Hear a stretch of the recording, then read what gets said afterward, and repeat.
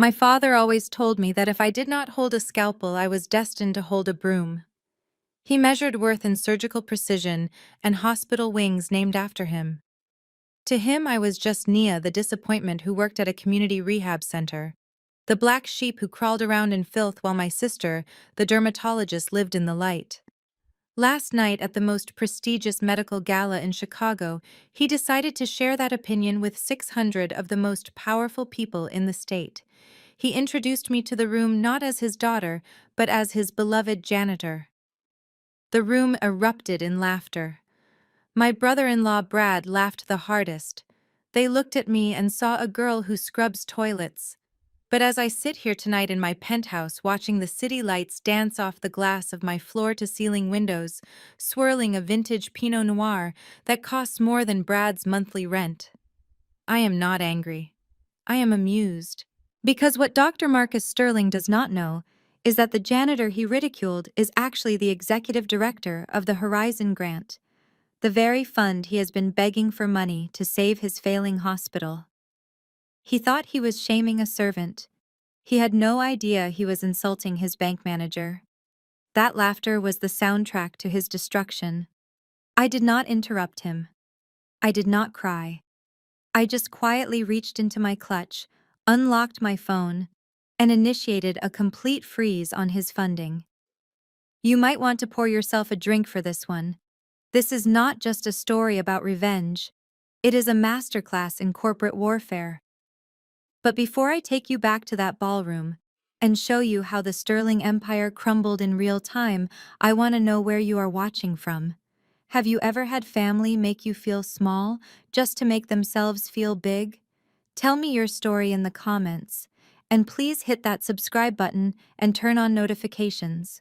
You do not want to miss the moment his face changes when he realizes the hand that holds the mop also holds the checkbook. Now let us rewind to 7 p.m. yesterday. The Ritz-Carlton, the Platinum Gala. The air was thick with the scent of lilies and entitlement. Crystal chandeliers dripped from the ceiling like frozen tears. I stepped out of the elevator, smoothing the fabric of my dress. It was a battlefield disguised as a party. My mother Vivian was waiting for me near the entrance, but she was not there to welcome me. She was there to intercept me. Her eyes scanned my outfit with that familiar mix of pity and disdain. She did not offer a hug. Instead, she shoved a plastic badge into my hand. It was not a guest pass. It was a staff access card. She leaned in close, smelling of expensive hairspray, and whispered that I should use the service entrance because she did not want the donors to see me looking so cheap. I looked at the plastic card in my hand and then at her. I realized then that the only thing cheap in this lobby was her maternal instinct. I smiled my best customer service smile and walked past her. The nightmare had officially begun. The lobby of the Ritz-Carlton was a cathedral of wealth. Marble floors reflected the golden glow of chandeliers that cost more than most people earn in a lifetime. I walked in the heels of my vintage pumps clicking rhythmically against the stone. I felt good. For a moment, I allowed myself to feel like I belonged. But that feeling lasted exactly 3 seconds. Before I could even reach the welcome desk, a figure in emerald green silk intercepted me. It was my mother Vivian. She did not open her arms. She did not smile. She moved with the urgent, panicked speed of someone trying to hide a stain on a pristine carpet. She stopped inches from my face, her eyes raking over my dress not with maternal pride, but with the critical gaze of an art dealer spotting a forgery. There was no hello, no how are you, just a sharp intake of breath. Nia. She hissed, her voice low and dangerous. What on earth are you wearing? This is a platinum gala, not a costume party. Before I could answer, she reached into her clutch and pulled out a plastic badge attached to a cheap lanyard. It was blue, the color reserved for catering staff and cleaners. She shoved it into my hand, her manicured nails digging into my palm. Listen to me, she said, leaning in so close I could smell the Chardonnay on her breath. The donors are arriving any minute. The mayor is already here. I cannot have you standing at the front entrance looking like this. Use the service corridor behind the kitchen. It leads directly to the back of the ballroom. Just find a dark corner and stay there. Do not mingle. Do not embarrass your father. I looked down at the badge. Staff access, it read in bold white letters. My thumb traced the edge of the plastic. I could have made a scene right there. I could have told her that my dress was a vintage Halston from 1972, worth more than her entire ensemble. I could have told her that half the donors she was so worried about were currently texting me for investment advice. But I didn't. Rage is a fire that burns quickly, but calculation is ice that lasts forever. I looked her dead in the eye, my expression calm, unbothered, almost serene. I closed my fingers around the badge until the edges bit into my skin. I understand perfectly, Mother. I said, my voice steady. I will go exactly where I belong. She took that as submission. She didn't know it was a promise of war. I turned my back on her and walked toward the kitchen doors, not as a banished daughter, but as a general flanking the enemy. The lights dimmed and a hush fell over the room as my father stepped up to the podium. Dr. Marcus Sterling loves an audience almost as much as he loves money. He stood there in his custom tuxedo, bathing in the spotlight, looking every inch the benevolent healer. He adjusted the microphone and began his speech. His voice was smooth, like velvet wrapped around a dagger. He spoke about sacrifice. He spoke about the burden of genius. He spoke about the new hospital wing he needed $10 million to build. He called it a sanctuary for the hopeless. The irony was so thick I could almost taste it. This was a man who would not let his own daughter walk through the front door, but he was preaching about opening doors for the needy. Then he did something that made my blood run cold. He stopped speaking and looked directly at the dark corner where I was standing. He smiled that practiced fatherly smile. I would like to invite my youngest daughter, Nia, to the stage, he announced. The spotlight swung around, blinding me. I froze. My mother looked horrified, but she clapped politely. I had no choice. I walked toward the stage, the click of my heels echoing in the silence. I climbed the stairs, my heart pounding against my ribs, not out of fear, but out of anticipation. I stood next to him. He wrapped an arm around my shoulder. His grip was tight, possessive. He looked out at the sea of faces and delivered the line that would seal his fate. Ladies and gentlemen, this is Nia. Now, Nia was not blessed with the same intellectual gifts as her sister Chloe. She is not a doctor. She is not a scholar. In fact, Nia has chosen a much more humble path. He paused for dramatic effect, letting the silence hang in the air. My daughter works as a janitor at a local rehabilitation center. She spends her days cleaning up after addicts and crawling around in filth. A ripple of uncomfortable laughter moved through the room. My brother-in-law Brad let out a loud guffaw from the front table. My father raised a hand to silence them, acting the part of the protective patriarch. Now, he said, his voice dripping with false modesty. Do not laugh. I taught my children that all labor is noble, even if that labor involves a mop and bucket. I am proud that she accepts her station in life with such obedience. It takes a special kind of humility to accept that you are destined to serve others from the bottom. He squeezed my shoulder harder, looking for approval from the crowd, and the crowd gave it to him. They applauded. They clapped for his magnanimity. They clapped for his tolerance of a failure child. They looked at me with pity. Poor Dr. Sterling having to drag such dead weight. I stood there under the hot lights, my face completely expressionless. He thought I was silent because I was shamed. He thought I was frozen because I was humiliated. He was wrong. I was silent because I was memorizing the faces of every single person who was clapping. I was frozen because I was holding back the urge to laugh. He had just told the executive director of the Horizon Grant that she belonged at the bottom. I looked at him and thought, enjoy the applause, Dad. It is the last time you will ever hear it. The microphone felt cold and heavy in my hand like a loaded weapon. My face was projected onto the massive screens behind us, so every single person in that room could see the slightest twitch of my eye. The silence in the ballroom was suffocating. 600 pairs of eyes were fixed on me, waiting for the breakdown. They expected tears. They expected a stuttered apology, or a thank you for the acknowledgement. For a split second, the urge to scream the truth was overwhelming. I wanted to tell them right then and there. I wanted to say that the rehab center he mocked was actually a multi-million-dollar facility I acquired 2 years ago. I wanted to tell them that the grant application sitting on my desk with his signature on it was the only thing standing between him and bankruptcy. I looked at my father. He was beaming.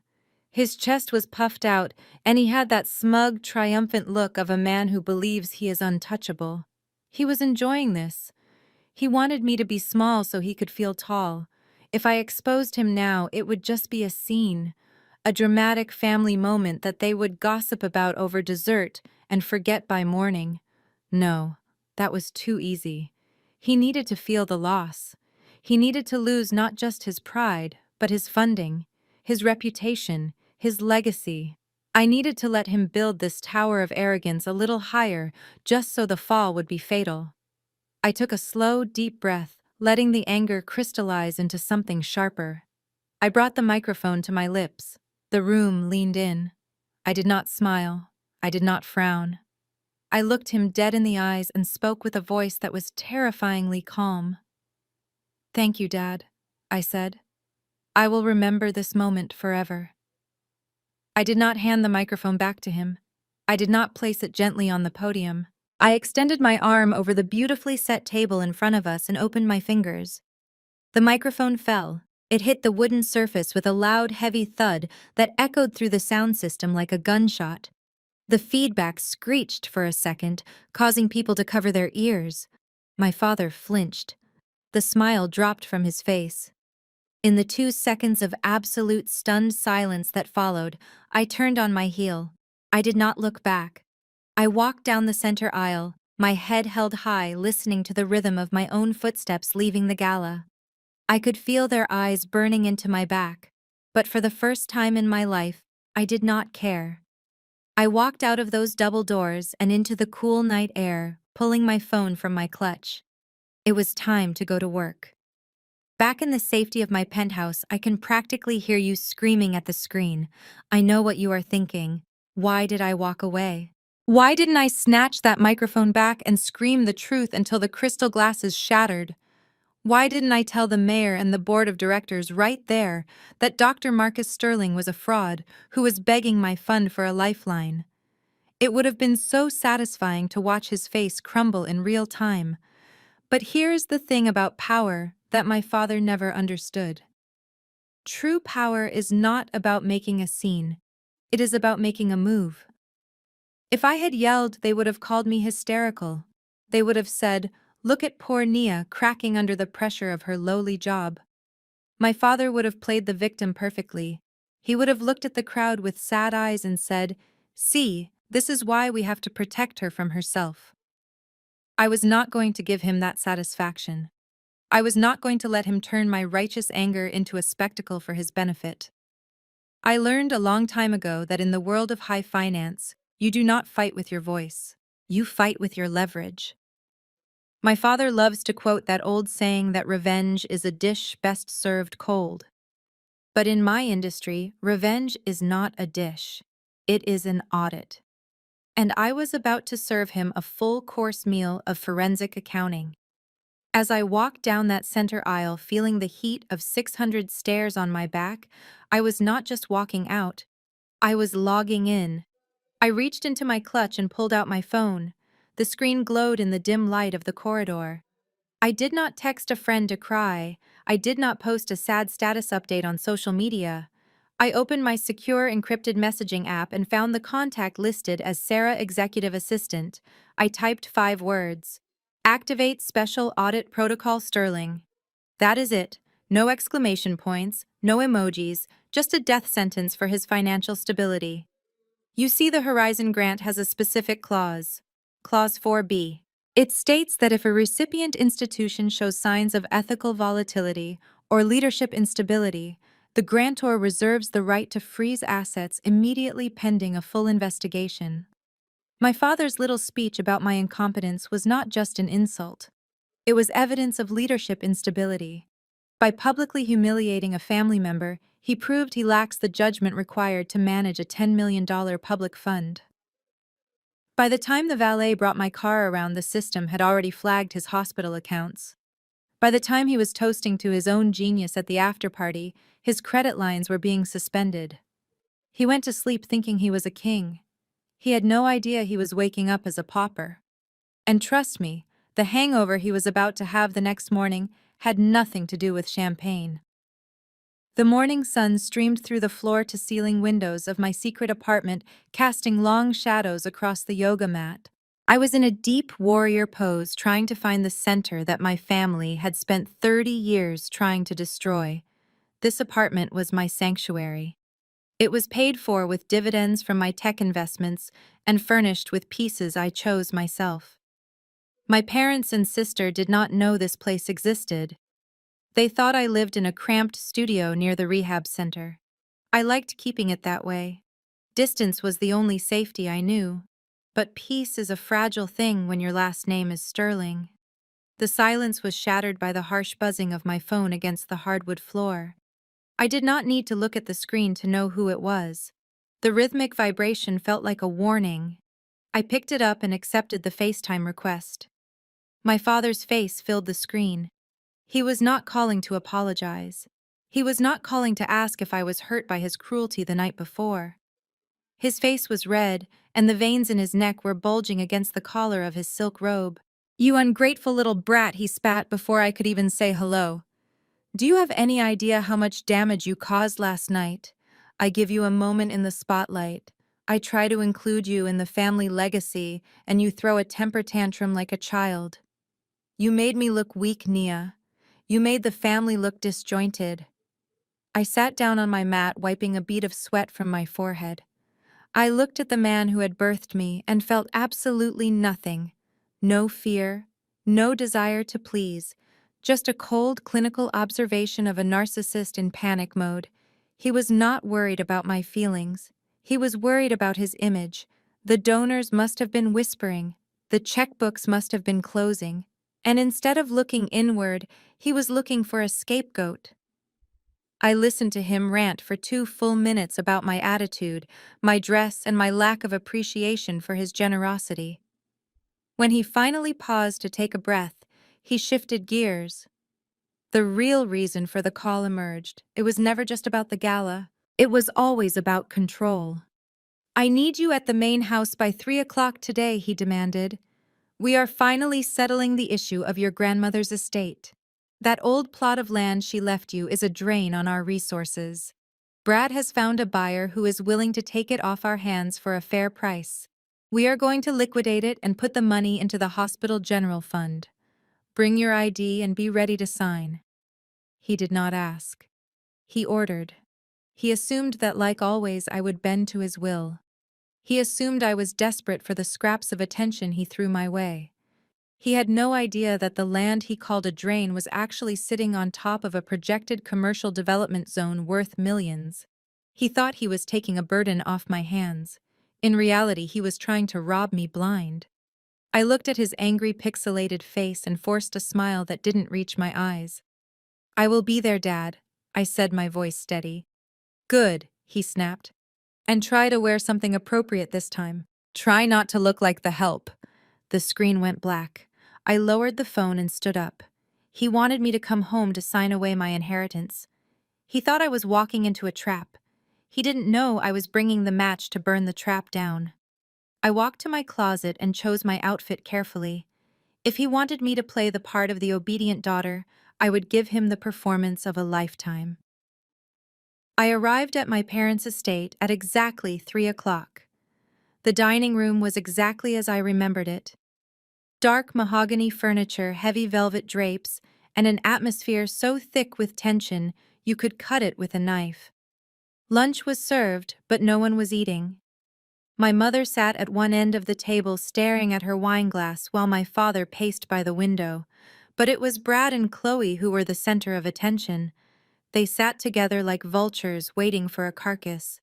Brad did not waste time with small talk. He slid a thick stack of legal documents across the polished table. The paper stopped inches from my hand.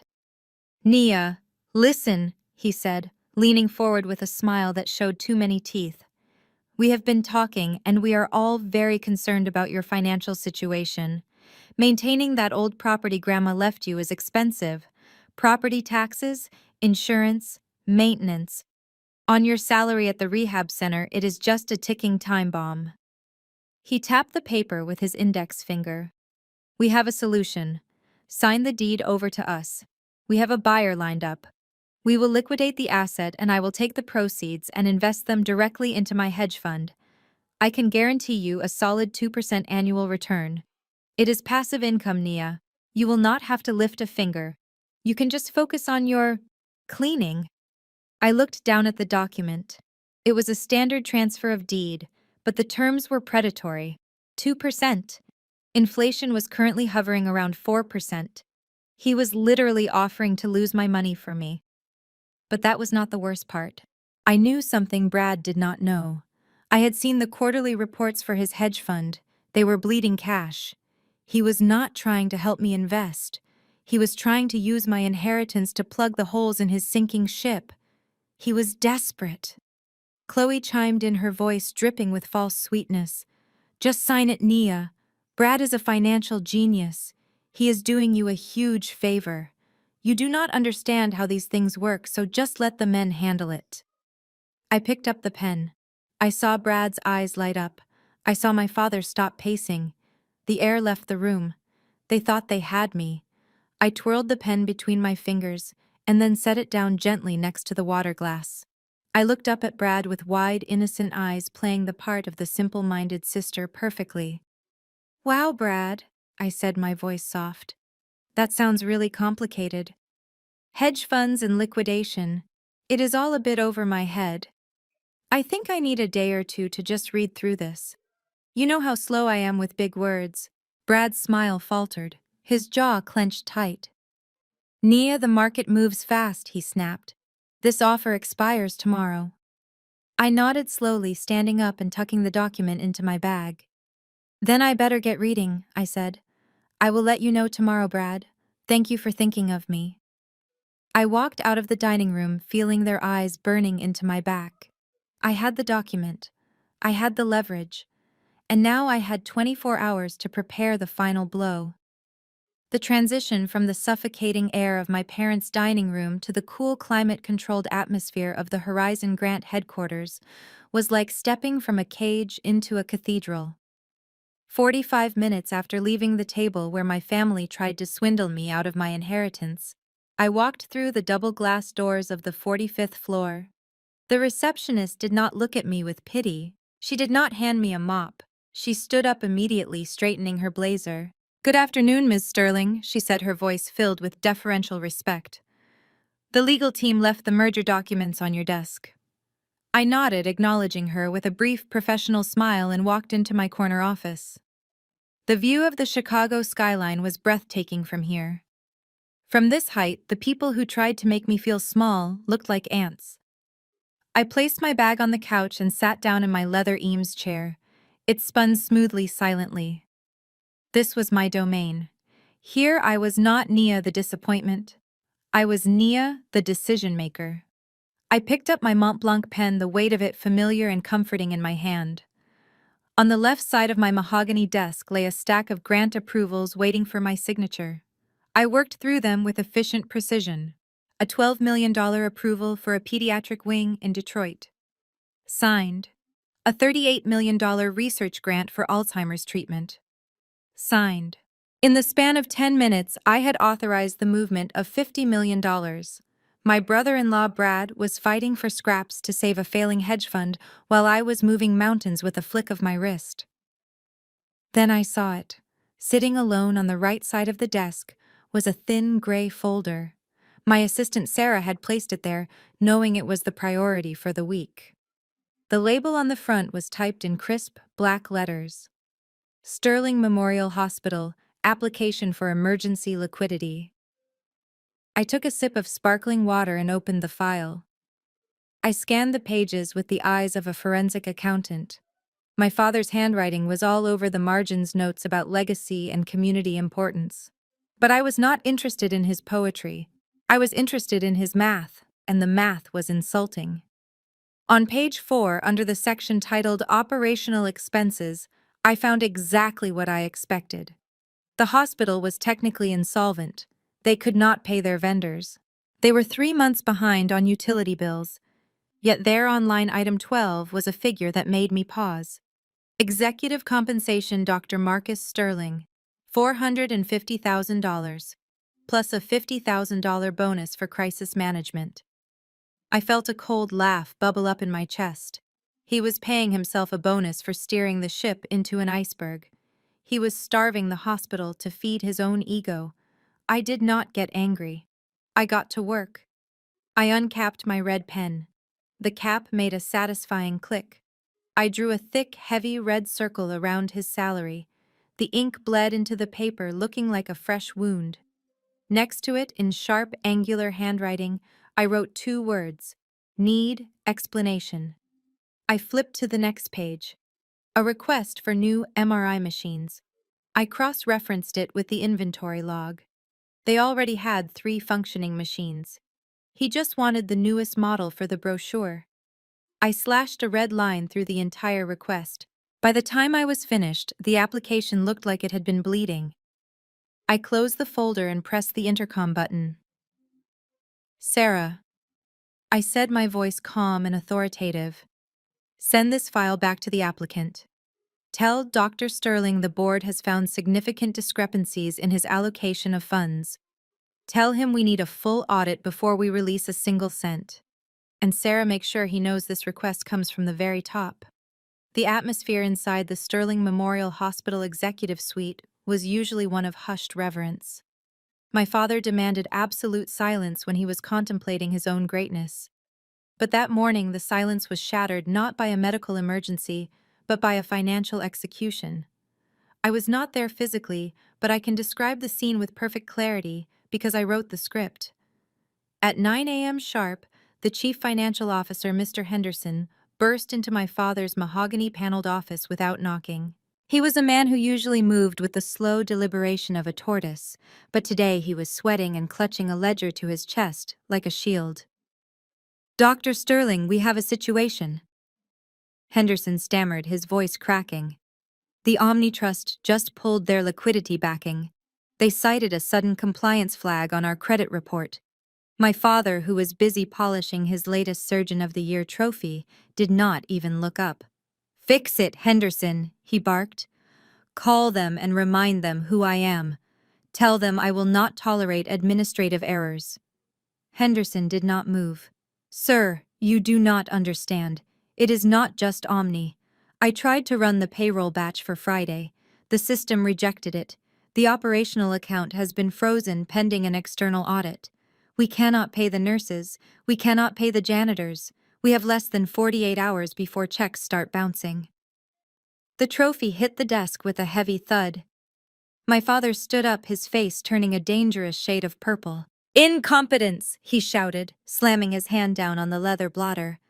I am surrounded by incompetence. How dare you tell me my hospital cannot pay its bills? Do you know how much revenue I bring in?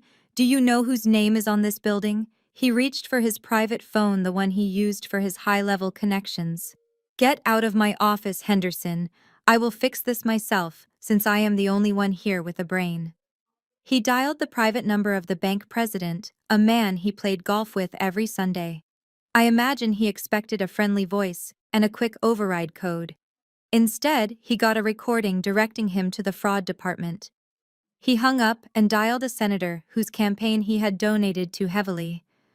The call went straight to voicemail. Panic began to set in.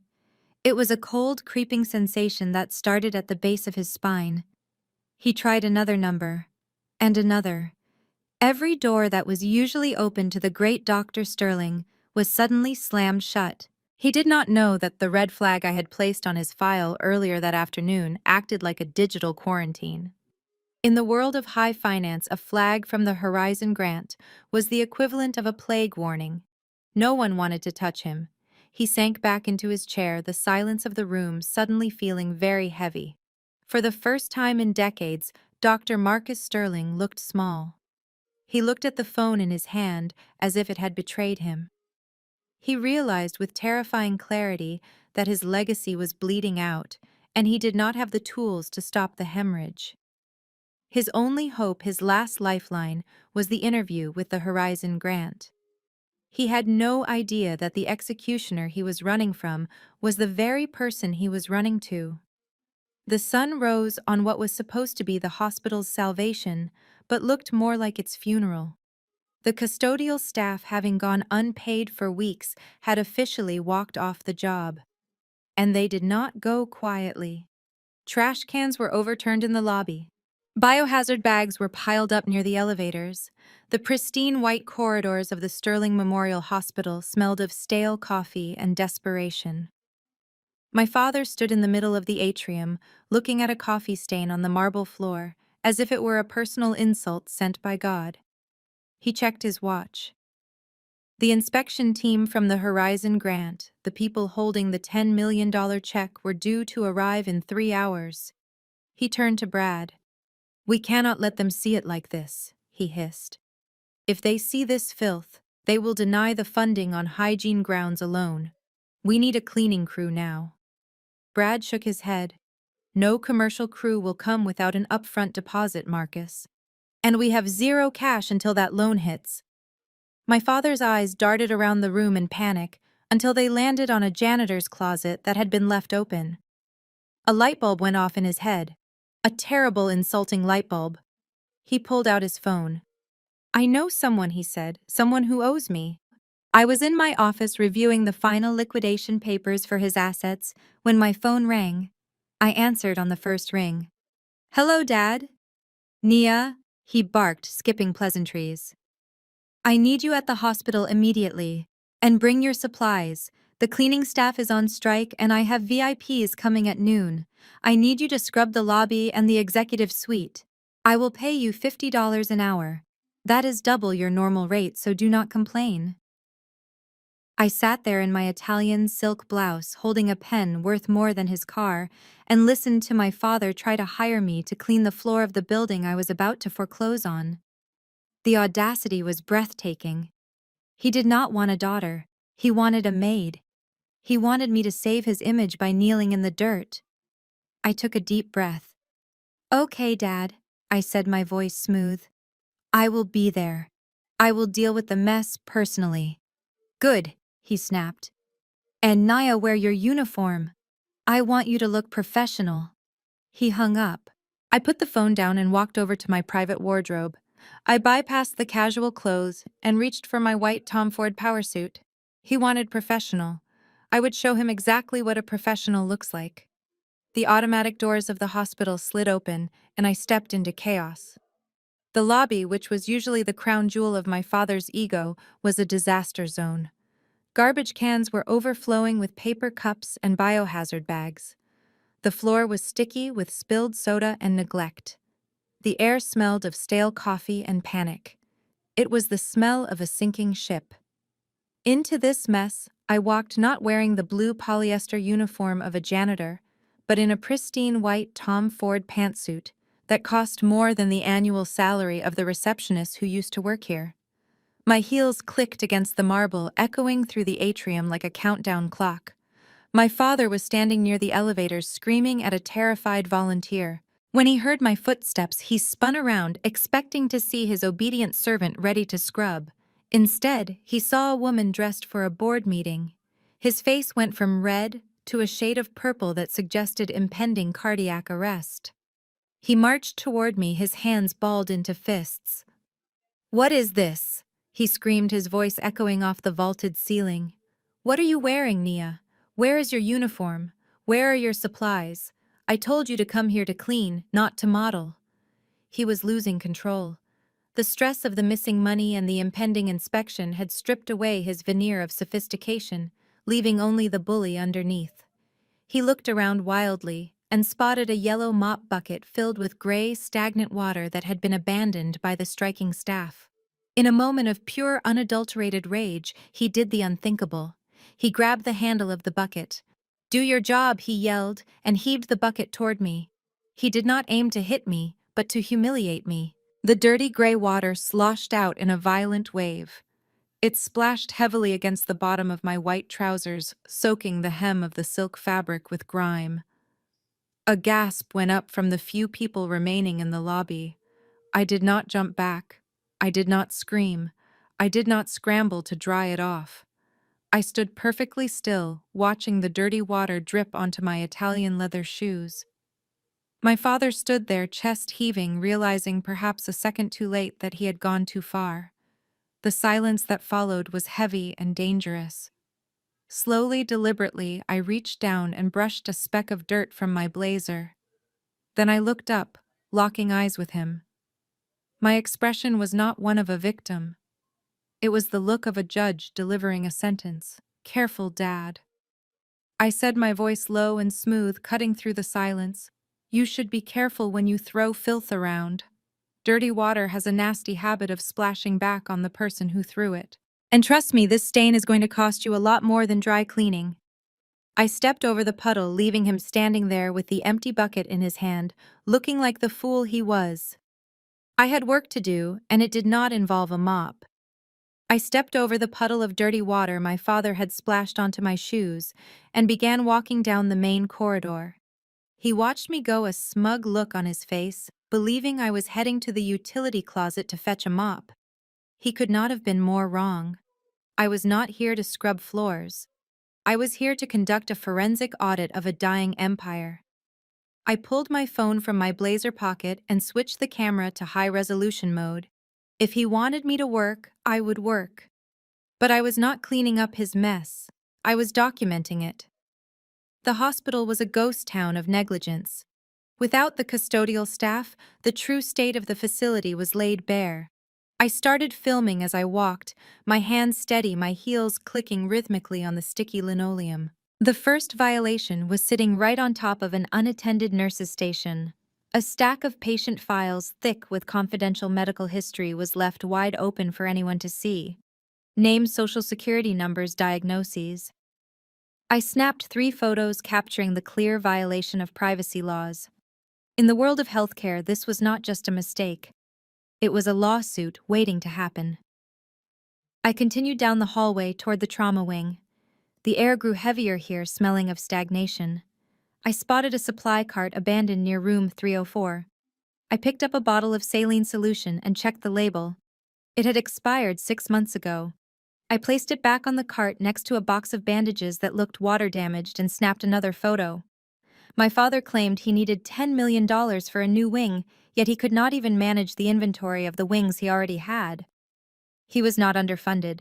He was dangerously incompetent. As I turned the corner near the pediatric unit, I stopped cold. A biohazard bin was overflowing, the lid propped open by excess waste. On the floor, just inches from where a child might walk, lay a used syringe. It sat there like a loaded weapon. I felt a wave of nausea, not from the sight of it, but from the realization of how far my father's standards had fallen. He prioritized marble floors in the lobby over safety in the patient wards. I took a close-up photo of the needle, ensuring the timestamp and geolocation were tagged in the metadata. I moved deeper into the facility, my camera capturing peeling paint, flickering lights, and emergency exit signs that were burned out. My internal monologue was running a mile a minute, tallying up the fines. This was not a place of healing. This was a hazard. My father called this a hospital. Looking through my lens, I realized he was lying. This was a crime scene. And the evidence I had just collected was enough to indict him, not just financially but morally. I had seen enough. I turned toward the emergency stairwell, intending to upload these photos directly to the Horizon server. I needed a quiet place to ensure the transfer went through. I slipped into the dim concrete stairwell, the heavy door clicking shut behind me. I thought I was alone. I was wrong. The heavy steel door of the emergency stairwell clicked shut behind me, cutting off the hum of the hospital. For a moment there was silence. I leaned against the cool concrete wall, watching the upload bar on my phone screen inch toward 100%.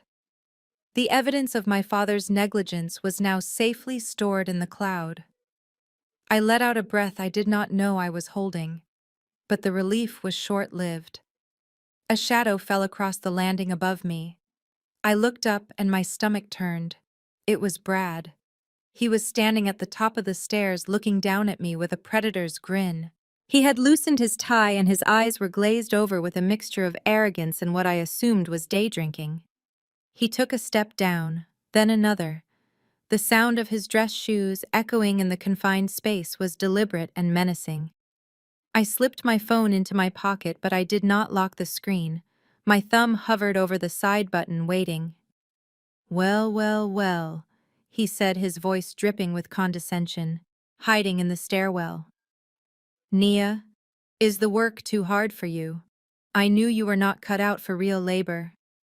He reached the bottom landing and stepped into my personal space. The smell of expensive cologne mixed with sweat and desperation was suffocating.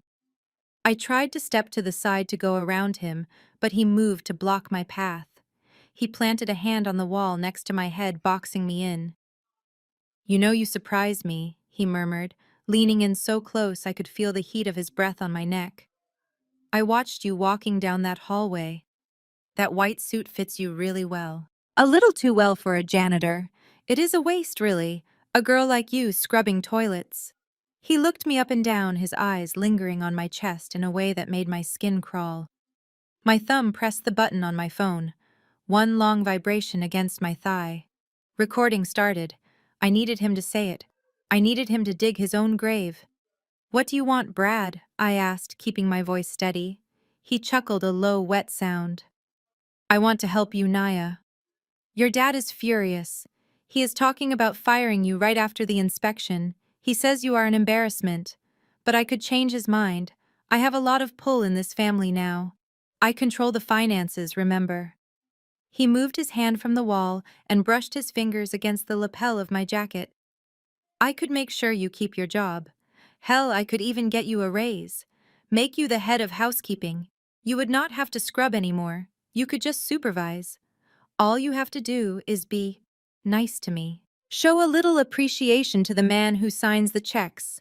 There it was. Quid pro quo, sexual harassment, abuse of power. It was all captured in high-definition audio. I looked at him, feigning innocence. "Are you saying you will pay me more if I sleep with you, Brad?" He laughed again, thinking he had won. "I am saying we can help each other out, sweetheart. Don't be difficult. You need this money." I smiled. It was the sharp, dangerous smile of a woman who just secured a conviction. I stepped back, pushing his hand off my jacket with a force that surprised him. "You are right about one thing, Brad. I do like financial security, but you are very confused about who holds the power here." I pulled my phone out and stopped the recording, holding the screen up so he could see the waveform of his voice. "You could not afford my salary if you sold every organ in your body, Brad, and as for your pull in this family, you might want to enjoy it while it lasts. Because I have a feeling your employment contract has a very strict morality clause." I shoved past him, slamming my shoulder into his chest, knocking him off balance. He stumbled back against the railing, looking confused and angry. I pushed the door open and walked back into the bright lights of the corridor, leaving him alone in the dark. I had the photos. I had the audio. The trap was set. Now all I had to do was wait for them to walk into it. The atmosphere inside the Sterling estate was toxic. My mother Vivian was slumped on the velvet sofa, clutching a letter from the bank as if it were a death certificate. In a way it was. It was a notice of default. The bank was giving them 72 hours to bring the mortgage current or face foreclosure proceedings. She was sobbing, not because she was afraid of being homeless, but because she was terrified of the humiliation. "What will the neighbors think?" she wailed. "We will be the laughingstock of the country club." My father paced the room like a caged animal. His earlier bravado at the hospital had evaporated. He looked old. He looked defeated. He poured himself a drink, his hands shaking so badly the crystal decanter rattled against the glass. "This is all a mistake," he muttered, trying to convince himself. "They cannot do this to me. I am Dr. Marcus Sterling." Then the chime of an email notification cut through the sobbing. It came from the iPad sitting on the coffee table. My father ignored it at first, but the screen lit up with a notification banner that caught his eye. The sender was the Horizon Grant. The subject line read, Urgent Executive Review. He grabbed the tablet. His eyes scanned the text. Slowly, a smile spread across his face. A terrifying, delusional smile. Vivian, stop crying, he commanded. Look at this. They want to see us. The board of directors wants a final in-person interview tomorrow at 10 a.m. He read the email aloud, his voice regaining its arrogant boom. Dear Dr. Sterling, due to the urgency of your application, the executive director requests a mandatory face-to-face meeting to finalize the determination of your funding. Please present yourself and your financial board at our headquarters tomorrow. The room erupted. My mother dried her tears instantly as if a switch had been flipped. We are saved, she breathed, checking her makeup in the mirror. I knew it. I knew they would not let us fall. Marcus threw his head back and laughed. I told you, he shouted, pointing a finger at the ceiling. I told you my name still means something in this city. They are not auditing us. They are vetting us for the wire transfer. This is a formality. They just want to shake the hand of the man who is going to save medicine. Brad, who had been skulking in the corner pouring himself a drink, chimed in. See, Marcus, I told you my source said it was a done deal. That loan I set up was just a bridge. Horizon is going to cover everything. My father clapped Brad on the back. You were right, son. We are untouchable. He looked at the bank letter on the table and swept it onto the floor with disdain. Let the bank wait. By tomorrow afternoon we will be $10 million richer. He turned to my mother. Vivian, get my best suit ready. And call the jeweler. I want to buy you something nice to celebrate. They were high-fiving on the deck of the Titanic, completely unaware that the captain of the ship they were waiting for was the daughter they had just treated like a servant. They thought they were going to a coronation. They had no idea they were RSVPing to their own execution. The living room of my parents' estate had been transformed into a war room of deception. While the bank was threatening to seize the property inside, they were rehearsing the performance of their lives. It was pathetic to watch. My father, Dr. Marcus Sterling, a man who swore an oath to do no harm, was currently learning how to harm the truth with surgical precision. Brad stood by the fireplace holding a tablet like a conductor's baton, coaching my father on the art of financial fiction. Listen to me, Marcus. Brad said, his voice low and urgent. If they ask about the dip in operating cash flow, do not use the word debt. Debt sounds desperate. Call it a strategic reinvestment in infrastructure. Tell them we are leveraged for growth, not drowning in liabilities. If they ask about the unpaid vendors, say we are in the middle of a vendor renegotiation phase to optimize supply chains. My father nodded, repeating the lies back to him like a diligent student. Strategic reinvestment. Vendor optimization. He adjusted his tie in the mirror, practicing his most trustworthy smile. He was convincing himself that these were not lies, but merely sophisticated interpretations of reality. He truly believed he could charm a forensic audit committee with a few buzzwords and a firm handshake. On the other side of the room, the women were focused on a different kind of camouflage. Chloe was parading in front of the full-length mirror in a gold-sequined dress that was far too aggressive for a morning meeting. She spun around the sequins, catching the light. Does this look like $10 million? She asked. My mother, Vivian, clapped her hands together. You look like success, darling. Wear the diamond choker. We need to dazzle this director before he even looks at the spreadsheets. Perception is reality, after all. Then came the subject I knew would arise. My mother paused, holding up a pair of pearl earrings. What about Nia? She asked. The email said the whole family. Should we call her? My father stopped pacing.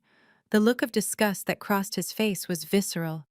Absolutely not, he snapped. Every time that girl is around, something goes wrong. She is bad luck. Look at the gala. Look at the hospital yesterday. She is a jinx. Besides, she would probably show up smelling like bleach and wearing those ridiculous pants. We cannot risk her ruining our moment of triumph. Brad laughed, pouring another round of drinks. Agreed. Leave the help at home. We need closers in that room, not cleaners. Tell her the meeting was rescheduled. They all agreed, toasting to their own cleverness. They decided to cut me out to ensure their success, completely unaware that by leaving me behind, they were ensuring their destruction. They were busy polishing the brass on the Titanic, convinced they were unsinkable, while I was sitting in my office 40 floors up waiting to introduce them to the iceberg. The black Mercedes S-Class my father drove was a lot like him. Impressive from a distance, but showing undeniable cracks when you looked too close. The paint was swirling with microscopic scratches, and the engine had a rattle he refused to acknowledge. It pulled up to the curb of the Horizon Tower like a tired old beast arriving at the gates of a new god. The building rose 60 stories into the Chicago sky. It was a monolith of obsidian glass and steel that seemed to absorb the sunlight rather than reflect it. From the pavement, my family looked insignificant. My father, Dr. Marcus Sterling, who usually walked through life as if he carried the world on his shoulders, was dwarfed by the sheer scale of the architecture.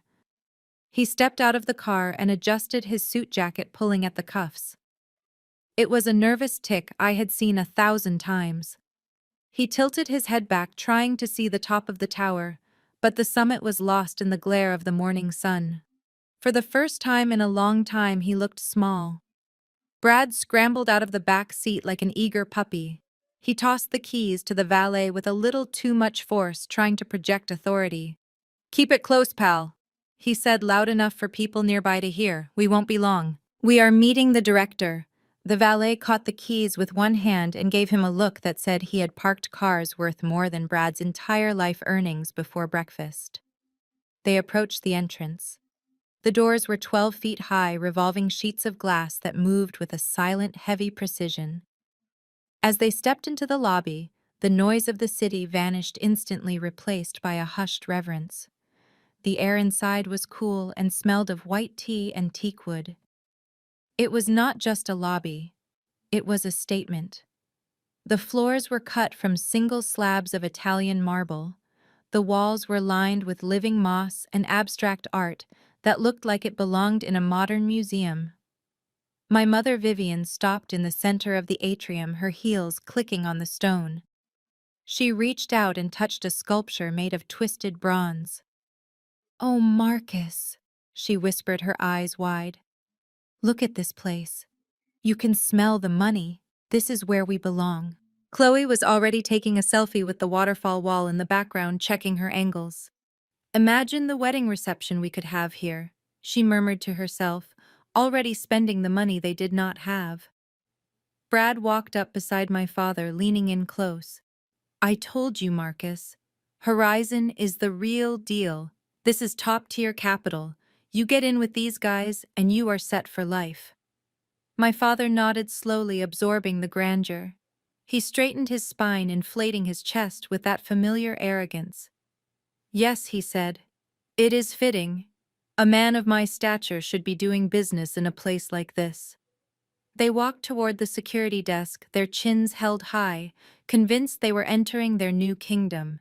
They had no idea they were walking directly into the lion's den, and the lion was waiting for them on the top floor. The security desk at Horizon Tower was not a wooden counter with a sign in sheet.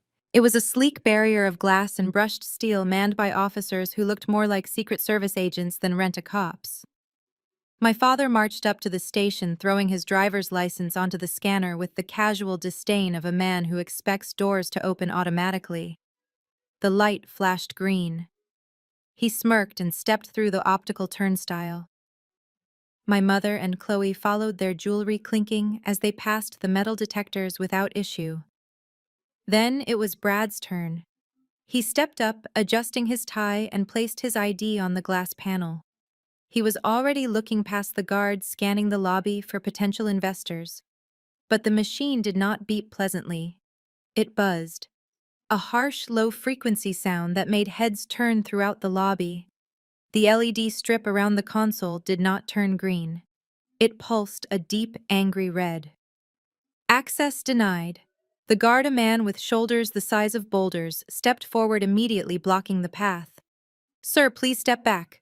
There is a security flag on your identification." Brad laughed, but it was a nervous, high-pitched sound. "A flag. That is ridiculous. Do you know who I am? I am a managing partner at Sterling Capital. Try it again. Your machine is obviously broken. The guard did not blink. The machine is working perfectly, sir. The system indicates a level 4 credit hold linked to a pending federal investigation. We cannot grant access without a manual override from the executive suite.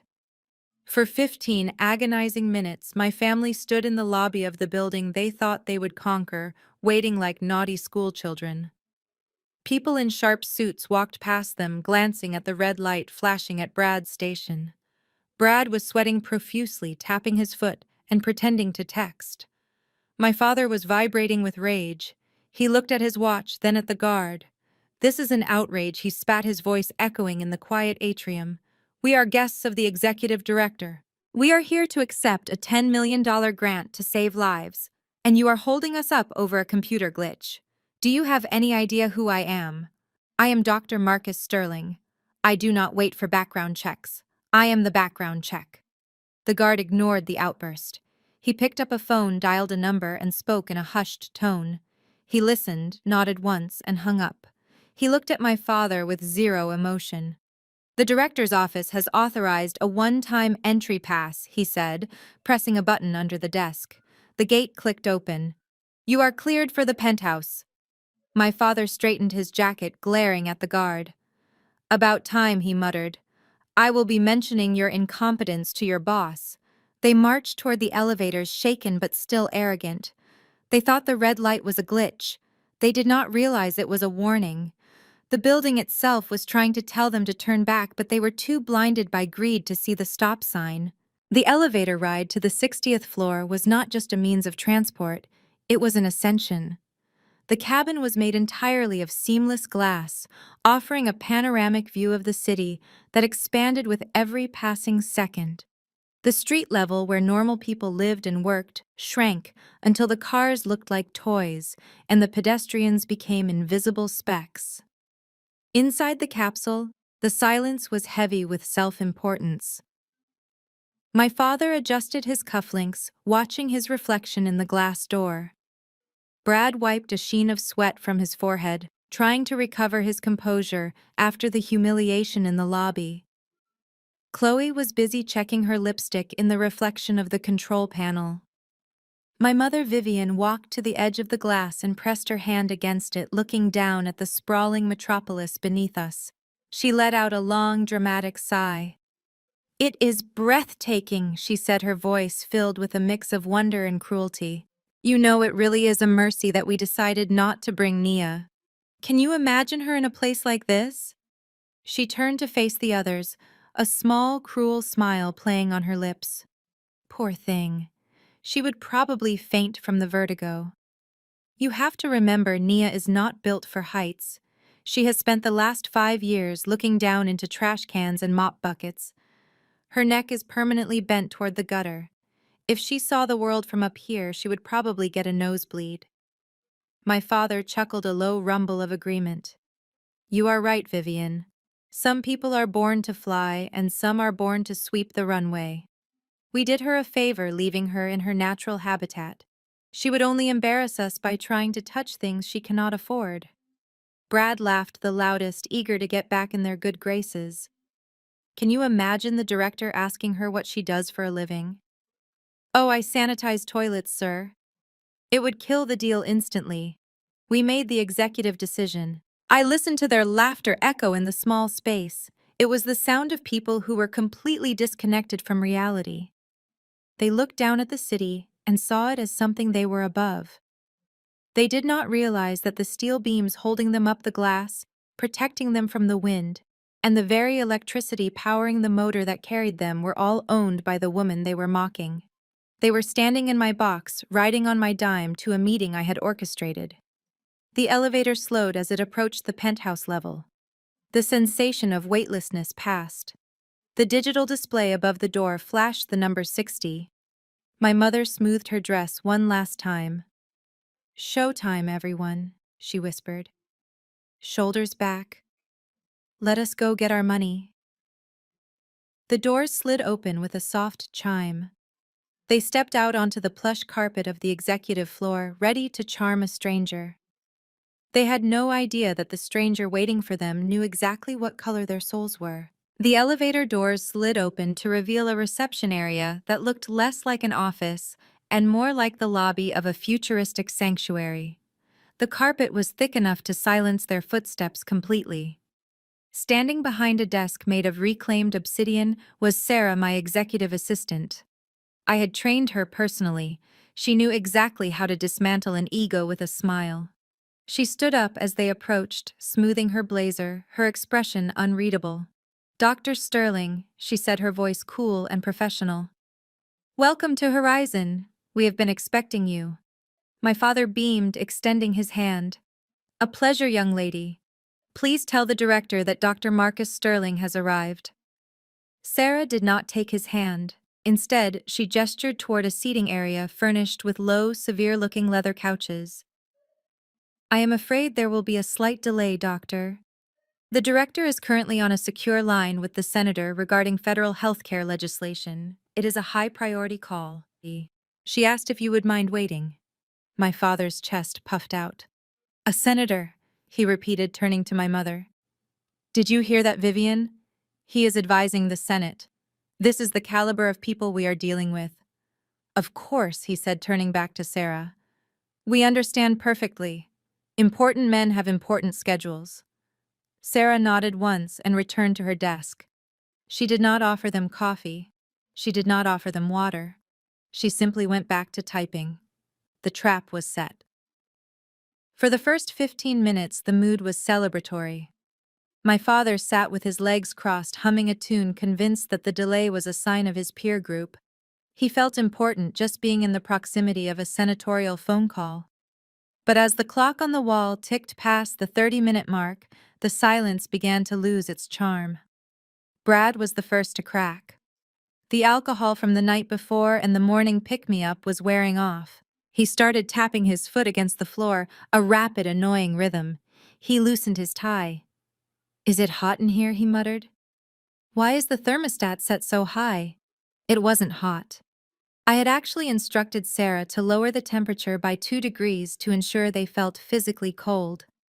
By 45 minutes, the hunger set in. It was past lunchtime. Chloe began to sigh loudly, scrolling aggressively through her phone. "This is ridiculous," she whispered. "My makeup is going to settle in these lines. How long does it take to talk to a senator?" My father stopped humming. He checked his watch for the 10th time. His confidence was starting to curdle into anxiety. Every minute he sat in that waiting room, he was unconsciously ceding power. He was no longer the guest of honor. He was the petitioner. He was the one waiting in the hall. By the time the hour mark hit, the transformation was complete. They were no longer the arrogant conquerors who had strutted into the lobby. They were tired, hungry, sweating, and nervous. They were wondering if something was wrong. They were wondering if they had been forgotten. I watched them on the security feed from my office, sipping my tea. I wasn't just making them wait. I was letting them marinate in their own insecurity. When you want to break a man, you don't just attack him. You let him sit in silence until his own mind does the work for you. Sarah's phone buzzed. She picked it up, listened for a second, and then looked at them. "The director will see you now," she said. They stood up too quickly, stumbling slightly, their composure shattered. They were ready. The heavy oak doors groaned softly as they swung open, revealing the inner sanctum of the Horizon Grant. This was not just an office. It was a fortress of solitude and power. The room was vast, stretching out like a cavern carved from glass and mahogany. A conference table long enough to seat 20 people dominated the center of the space. Its surface was polished to a mirror finish, reflecting the cold gray light of the Chicago sky. The air inside was freezing. I had instructed the building management to drop the temperature to 65 degrees. It was a psychological tactic. Cold makes people feel vulnerable. It makes them huddle in on themselves, physically shrinking their presence. As my family stepped across the threshold, I saw my mother shiver and pull her shawl tighter around her shoulders. My father buttoned his jacket not out of formality, but out of a sudden instinctive need for warmth. They walked slowly, their footsteps swallowed by the plush carpet. The room was silent except for the low hum of the air conditioning. There were no assistants here, no smiling secretaries, just the vast emptiness and the figure waiting at the end of the long table. At the far end, silhouetted against the floor-to-ceiling window that framed the entire city skyline, sat a high-backed leather executive chair. It was turned away from them, facing the view. All they could see was the black leather and the faint outline of a hand resting on the armrest. It was a classic power move, one my father had used on subordinates 1,000 times. Now he was the one staring at the back of the throne. Brad cleared his throat, the sound loud and awkward in the silence. He looked at my father for cues. My father straightened his posture, trying to summon the arrogance that had evaporated in the waiting room. He took a few confident steps forward, stopping at the head of the table. "Mr. Director," he called out, his voice booming slightly too loud. "I am Dr. Marcus Sterling. Thank you for fitting us into your schedule. We are eager to finalize the details of our partnership." The chair did not move. There was no sudden swivel, no welcoming voice, just a long, heavy pause that stretched for 10 seconds. In that silence, I could hear their breathing change. I could sense the confusion creeping in. They were expecting a handshake. They were expecting validation. Instead, they were getting the cold shoulder from a ghost. Then slowly my hand moved. I reached out and tapped the screen of the tablet on the desk in front of me. The blinds on the massive window began to lower automatically, cutting off the glare of the sun and plunging the room into a twilight gloom. The only light now came from the single pendant lamp hanging directly over the chair. Only then did I speak. I did not turn around. I kept my back to them, my voice modified slightly by the acoustics of the high chair, but clear enough to cut through the room like a scalpel. "Dr. Sterling," I said, "you speak of partnership, but my auditors tell me you are here for a bailout. There is a significant difference between the two. Which one is it?" The color drained from my father's face. He looked at Brad, then at Vivian. The voice was familiar, yet contextually impossible for them to place. It was the voice of authority, and they had never heard me use it. He licked his lips, his confidence wavering. "Well, sir," he stammered, "we are merely experiencing a temporary liquidity gap. A bridge, if you will." I let the silence hang again. The trap was sprung. They were in the room. The door was closed, and the temperature was dropping. My father cleared his throat. It was a wet, nervous sound that echoed in the cavernous room. He buttoned his suit jacket with a sharp tug and assumed the stance of a statesman about to address a nation. He did not know who was sitting in that chair, but he knew exactly which mask to wear. He put on the mask of the benevolent healer. He clasped his hands in front of him and began the speech he had been rehearsing in the mirror for 24 hours. "Mr. Director," he began, his voice projecting with that practiced baritone that had charmed donors for 3 decades. "It is a distinct honor to be here. You see, Sterling Memorial Hospital is not merely a medical facility. It is a beacon of hope in a city that is too often consumed by darkness. For 30 years, my family has carried the torch of excellence. We do not just treat patients. We treat the human spirit." I sat there in the chair facing the window, my knuckles white as I gripped the leather armrests. I had to bite the inside of my cheek to keep from laughing out loud. This was the same man who 24 hours ago had thrown a bucket of dirty water on his own daughter because she wasn't cleaning fast enough. This was the man who paid himself a bonus while his nurses went to food banks. But to hear him tell it, he was Mother Teresa with a medical degree. He continued his sermon, pacing slightly to the left and right, addressing the back of my head with increasing passion. "We pride ourselves on our operational efficiency," he lied. "We run a lean ship focused entirely on patient outcomes. Every dollar invested in Sterling is a dollar that saves a life. We are not here asking for a handout. We are offering you the privilege of partnering with the gold standard of Chicago medicine." He talked for 5 full minutes. He used words like synergy and legacy and community stewardship. He painted a picture of a utopia where he was the king and his subjects adored him. Behind him, my mother was nodding along like a bobblehead doll, mouthing the words as he spoke them. Brad stood with his arms crossed, trying to look like a serious financial advisor, while Chloe checked her reflection in the polished table. The silence from my end of the room was absolute. I did not nod. I did not swivel. I did not offer a single verbal cue to encourage him. This lack of feedback began to drain his battery. His voice wavered slightly. He started to repeat himself. He ran out of buzzwords and started filling the air with nervous compliments. "I know a man of your vision understands this," he stammered. "A man who sits in an office like this clearly recognizes quality. We are simply looking for a bridge to our next phase of greatness." He finally trailed off. The air in the room was thick with his desperation. He stood there, chest heaving slightly, waiting for the applause, waiting for the chair to turn around, and for the mysterious director to say, "Bravo, Dr. Sterling, here is your check." He waited, and waited. The only sound was the low hum of the air conditioner and the beating of his own heart. He had delivered the performance of his life. Now he was about to receive the review. While my father stood at the head of the table waiting for a response from the silent chair, Brad began to wander. His attention span was as short as his credit history, and the silence was making him twitchy. He decided to inspect the room, looking for signs of wealth he could brag about later. He walked along the side wall, admiring the awards displayed in heavy silver frames.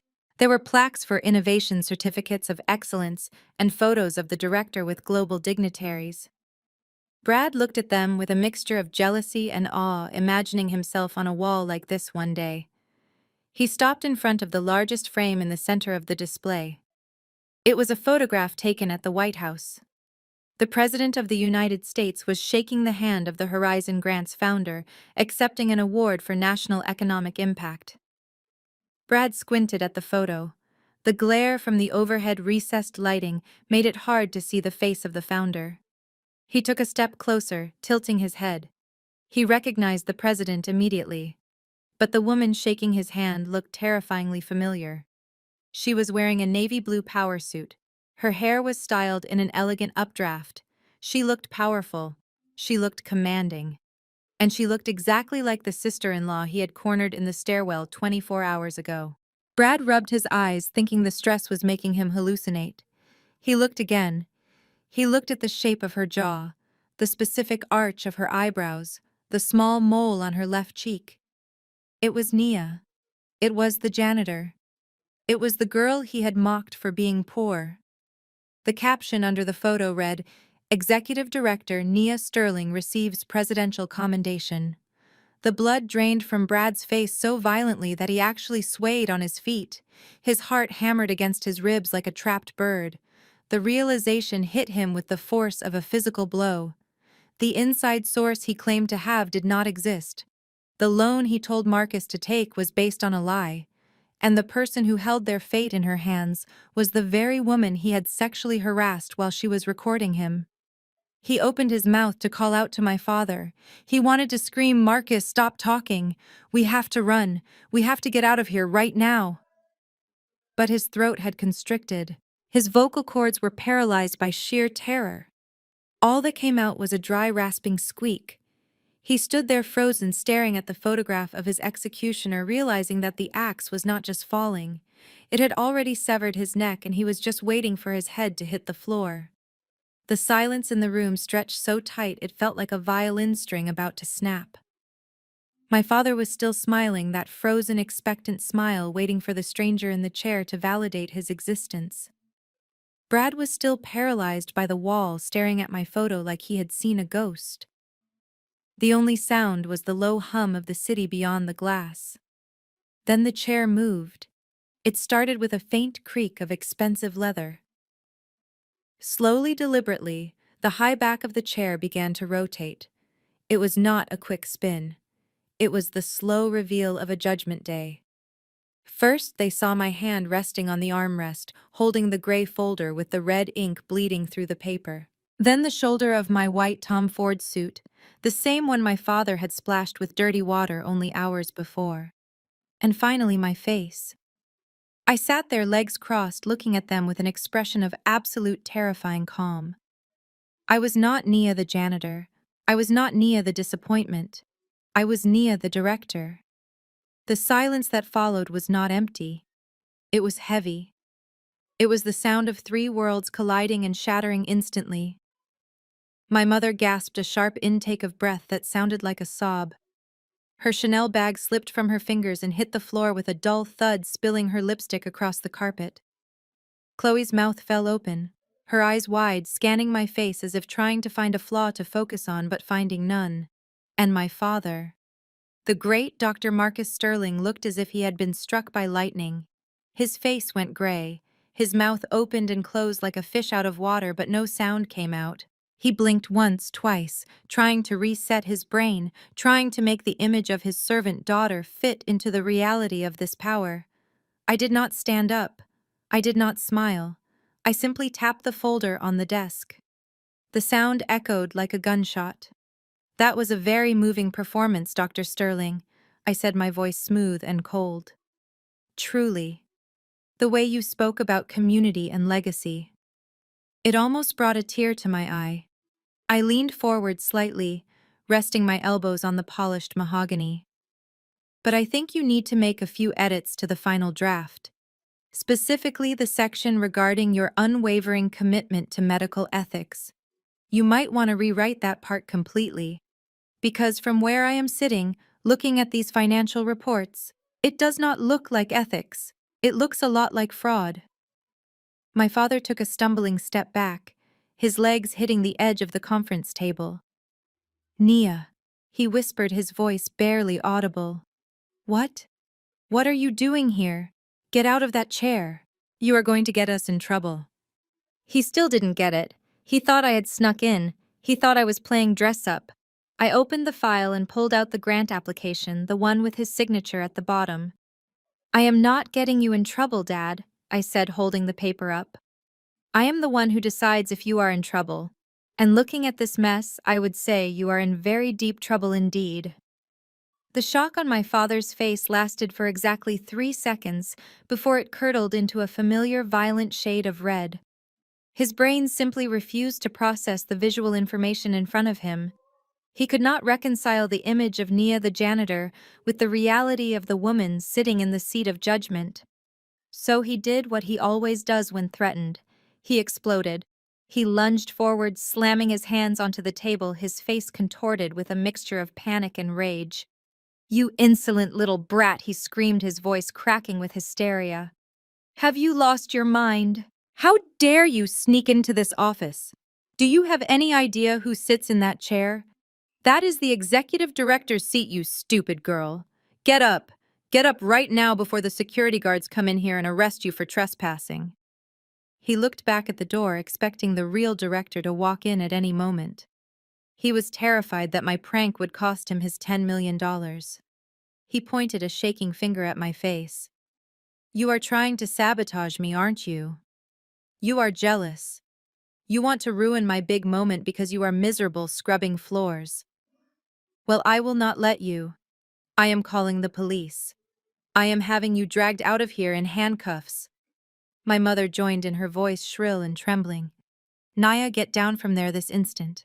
You are embarrassing the family. What if the director walks in and sees you playing dress-up? Do you want to destroy us?"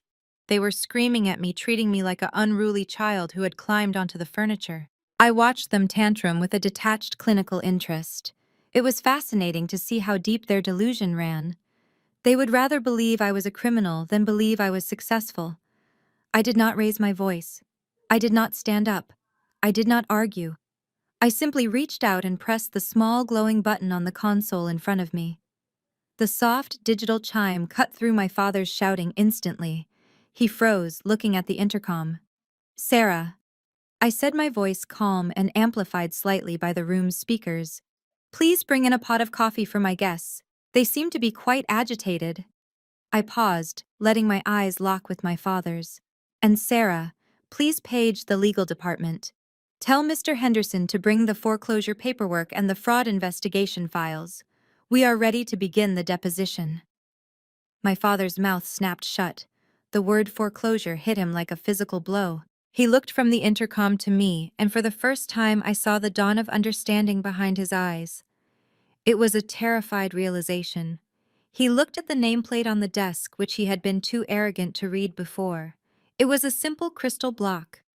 It read, Nia Sterling, Executive Director. He took a step back, his legs suddenly looking unstable. He looked at Brad, who was still cowering by the wall. He looked at the file under my hand. The rage evaporated, leaving only a cold, hollow fear. You, he whispered, his voice trembling. It is you. You are the director. I leaned back in my chair, linking my fingers together. I am amazed it took you this long to figure it out, Dad. I told you I worked in finance. You just assumed that meant I swept the floors of a bank. Now sit down. We have a lot to discuss, and none of it is going to be pleasant. The heavy oak doors parted with a soft pneumatic hiss, breaking the suffocating silence of the room. Sarah walked in carrying a silver tray with a single porcelain cup and a thick, leather-bound dossier. She moved with the silent, confident grace of a soldier who knows the war is already won. She did not look at my father, who was trembling by the window. She did not look at my mother, who was clutching her pearls as if they were life preservers. She walked straight to the head of the table where I sat. She placed the coffee cup down on a coaster with a gentle clink. Then she set the heavy file directly in the center of the desk. She straightened up, clasping her hands behind her back, and delivered the line that finally severed their last tether to reality. Director Sterling, she said, her voice clear and respectful. Here are the supplemental audit reports you requested. The legal team is standing by on line 2 regarding the asset seizure protocols. Do you need anything else before we proceed? The words Director Sterling hung in the air like a guillotine blade. For 30 years that title had belonged exclusively to my father. He wore it like a crown. To hear it applied to me, the daughter he had treated like a stain on his reputation, was more than just a shock. It was a violation of his entire worldview. I saw the exact moment the truth shattered them. My mother Vivian let out a soft, strangled sound. Her knees, which had been locking in rigid defiance, suddenly gave way. She collapsed backward onto the low leather sofa, not with grace, but with the heavy, uncoordinated drop of a woman who has lost all control. She stared at me, her eyes wide and glassy, unable to blink. Chloe, standing near the display case, looked as if she had been slapped. Her mouth fell open. Her grip on her limited edition Birkin bag loosened. The bag worth $20,000 hit the floor with a heavy thud, spilling her compact and lip gloss across the carpet. She did not even look down. She was too busy staring at the nameplate on my desk, trying to make the letters rearrange themselves into something that made sense. And my father, he looked small. The arrogance that usually pumped through his veins like rocket fuel was gone, replaced by a sickly gray pallor. He looked at Sarah, then at me. He tried to speak, but his voice was gone. He was no longer the patriarch. He was just an old man standing in a room he did not own, facing a power he could not comprehend. I took a slow sip of my coffee, letting the silence stretch until it was painful. Thank you, Sarah, I said, not taking my eyes off my father. That will be all for now. Sarah nodded and turned to leave, closing the door softly behind her. We were alone again. But the dynamic had shifted permanently. The king was dead, and the queen was sitting in his chair holding the pen that would sign his warrant. I flipped the cover of the dossier. The sound of the heavy paper turning was like the crack of a whip in the silent room. I did not ask them why they treated me like garbage. I did not ask for an apology. I was not their daughter right now. I was the auditor. And I went straight for the jugular. Let us look at page 4, I said, my finger tracing a jagged red line on the graph. Post-operative staph infection rates have risen by 200% in the last 18 months. 200%. That is not a statistical anomaly, Dr. Sterling. That is a body count. You cut the budget for sterilization crews and switched to a cheaper uncertified cleaning vendor to save money. You are not healing people, you are infecting them. My father tried to stammer a defense. The protocols are purely administrative, he weakly protested. I ignored him and turned the page with a snap. Page 10. Capital expenditure. You listed an urgent purchase for a new MRI machine priced at $212,000. A vital piece of diagnostic equipment. But when I cross-referenced the serial number with the vendor invoice, it came back as non-existent. However, the withdrawal from the hospital operating account matches the exact price of the Bentley Continental GT currently parked in your driveway. I looked up at him, my eyes cold and hard. You took money meant for cancer diagnostics and bought a luxury car. You cut the nursing staff by 15%, causing a spike in patient wait times just so you could renovate your executive washroom. I slammed the file shut. The noise made my mother jump. You stood there 5 minutes ago and told me this facility is a beacon of hope. You told me you treat the human spirit. Looking at these numbers, I do not see a hospital. I see a slaughterhouse run by a thief. My father stood frozen. He opened his mouth to object, to bluster, to use his medical jargon to confuse me. But he could not. He realized with a sinking dread that I was not just reading numbers. I understood them. I knew the codes. I knew the margins. I knew the compliance ratios better than he did. He had spent his life thinking I was too stupid to understand his world. He just realized that I understood it well enough to destroy it. He was not arguing with a janitor. He was arguing with a forensic accountant who had him dead to rights. The silence that followed was the silence of a man who knows the handcuffs are already on. I reached for the remote control that sat on the sleek mahogany surface of the conference table. My movements were slow and deliberate. I did not look at my father, who was still trembling from the exposure of his financial crimes. I did not look at my mother, who was weeping silently on the leather sofa. I looked only at the far wall where a panel in the ceiling slid open with a soft mechanical hum. A massive projection screen descended, blocking out the view of the city skyline. It was a white canvas that was about to paint a picture of their destruction. I pressed the play button. The room was instantly filled with the sounds of clinking crystal and polite chatter. It was the ambient noise of the gala from the night before. The video was high definition, captured by the security cameras I had installed in the ballroom for liability purposes. But today they served a different purpose. On the screen, my father appeared. He was wearing his tuxedo, holding a glass of champagne, looking every inch the master of the universe. He was standing next to the mayor, laughing at a joke. Then the camera angle shifted. It showed me entering the frame. I looked small in my simple dress, holding the tray of hors d'oeuvres. The contrast between the man on the screen and the broken man standing in my office was jarring. The audio kicked in crisp and clear, amplified by the boardroom's surround sound system. My father's voice boomed through the room. "She is nobody, the on-screen," Marcus sneered. "She is just the help. A little slow in the head, if you know what I mean. We let her clean the toilets out of charity." The real Marcus flinched as if he had been slapped. He watched himself grab my arm on the screen. He watched himself shove me toward the exit. He heard the cruelty in his own voice as he said, "Go back to the trash where you belong." I let the video play until the moment the door slammed in my face. Then I paused it. The image on the screen was a freeze frame of my father's face, twisted in a snarl of disdain. I swiveled my chair to face him. The room was deadly silent. The air conditioning hummed, but it felt like the oxygen had been sucked out of the space. I stood up for the first time since they had entered. I walked slowly around the edge of the table, my heels sinking into the plush carpet. I stopped just inches from him. He could not meet my eyes. He was staring at his shoes, defeated by his own vanity. "You were very articulate last night, Dad," I said, my voice low but carrying to every corner of the room. "You told the entire city of Chicago that your daughter was a cleaner. You told them my only talent was dealing with refuse." I took a step closer.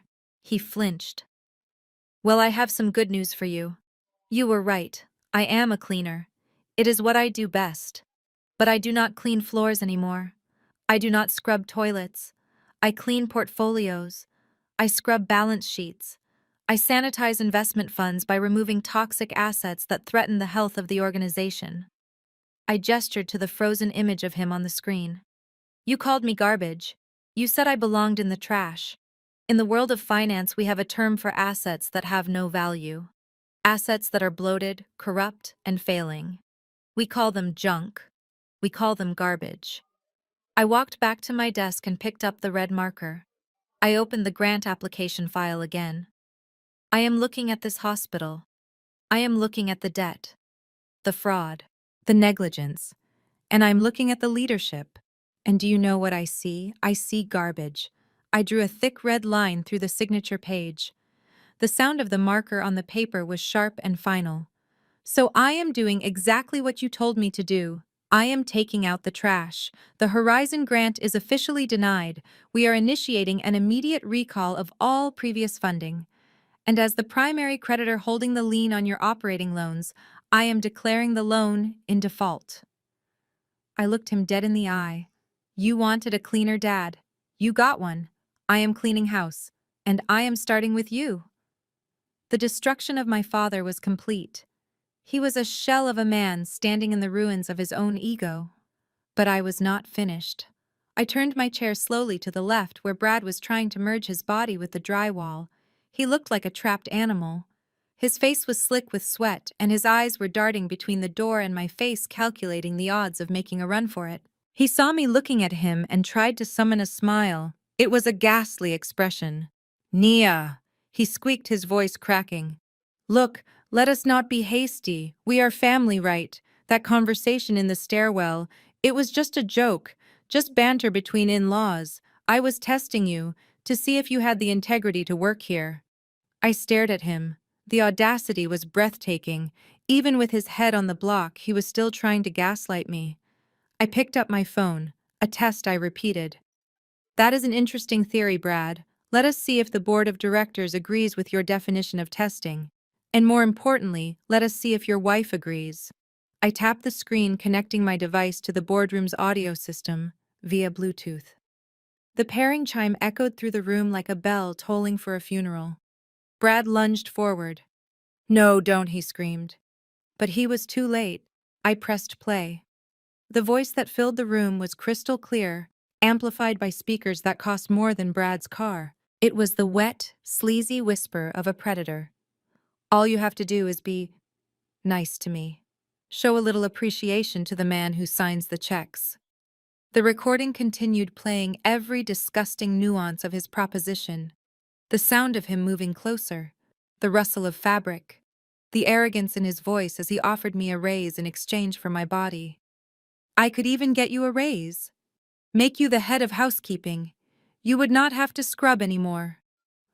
I watched Chloe. My sister, the Ice Queen. She stood frozen near the window. Her face went from confusion to shock, and then to a blinding, white-hot rage. She was not angry that he had harassed a woman. She was not angry that he had abused his power. She was furious that he had embarrassed her. She was furious that he had stooped to hitting on the sister she despised. The recording ended with the sound of me slamming the door. The silence that followed was electric.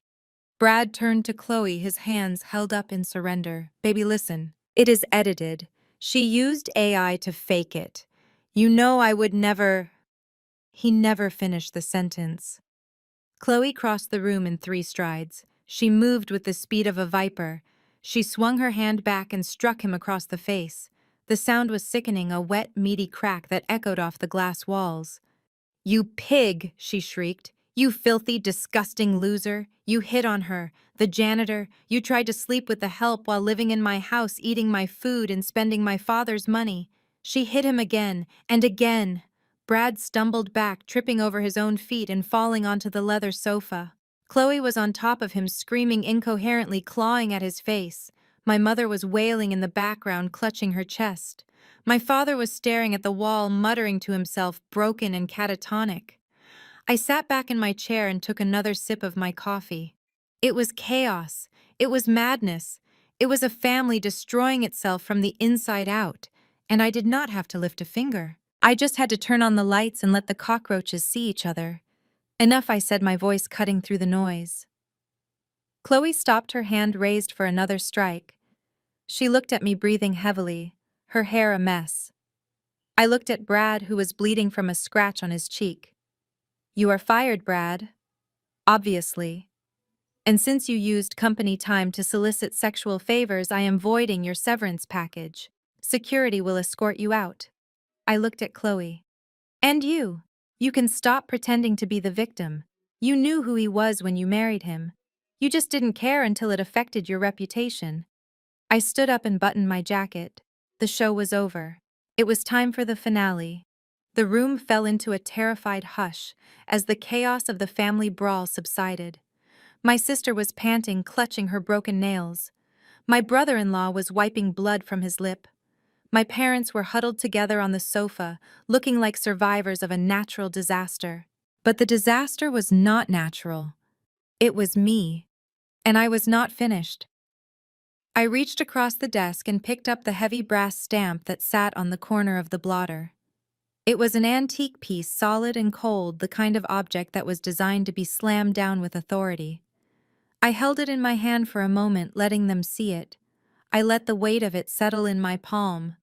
It felt like a gavel. It felt like a weapon. I looked at my father. He was watching the stamp with the eyes of a man watching a guillotine blade being hoisted up. He knew what was coming. He opened his mouth to plead, to beg, perhaps to offer some final desperate lie about how he could fix everything if I just gave him a chance. But I did not give him the chance. I pressed the brass die into the ink pad. The sound was soft, a wet squelch of preparation. Then I raised my arm. I did not do it quickly. I did it with the slow, inevitable momentum of fate. I brought the stamp down onto the cover of his grant application. Wham! The sound cracked through the room like a gunshot. It made everyone jump. My mother flinched as if I had struck her physically. The stamp lifted, leaving behind a single word printed in wet, violent red ink. Denied. The letters were jagged and bleeding into the expensive paper. It was the color of a stop sign. It was the color of a failed grade. It was the color of the debt they could not pay. I left the file open so they could stare at it. I leaned forward, resting my chin on my interlocked fingers. Do not misunderstand the gravity of what just happened, I said, my voice dropping to a register that was barely above a whisper.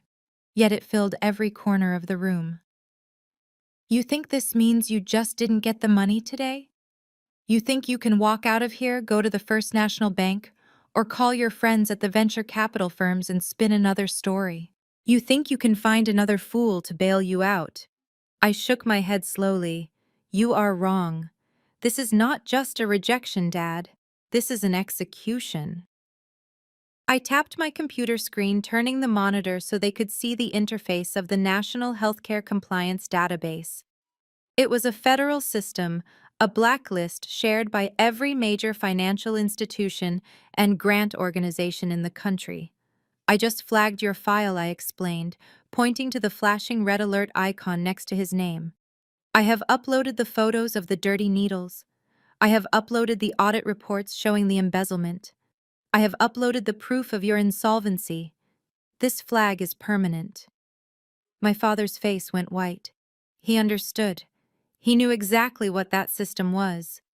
That means I continued relentlessly driving the point home that as of this second you are radioactive. No bank will lend you a dime. No private equity firm will touch your equity. You cannot get a mortgage. You cannot get a business line of credit. You cannot even get a credit card to buy gas for that Bentley you stole from the cancer ward. I stood up and walked around the desk, towering over them. I have burned the bridge, blown up the foundation, and salted the earth. You are not just broke, Marcus. You are blacklisted.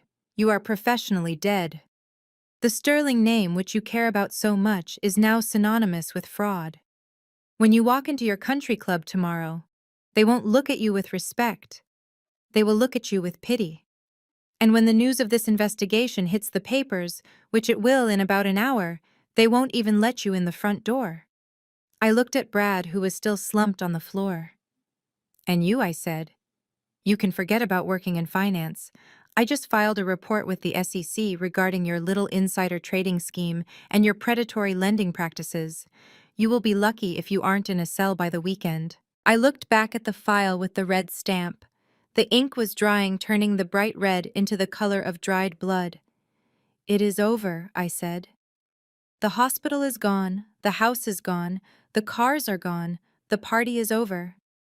I pressed the button on my desk intercom one last time.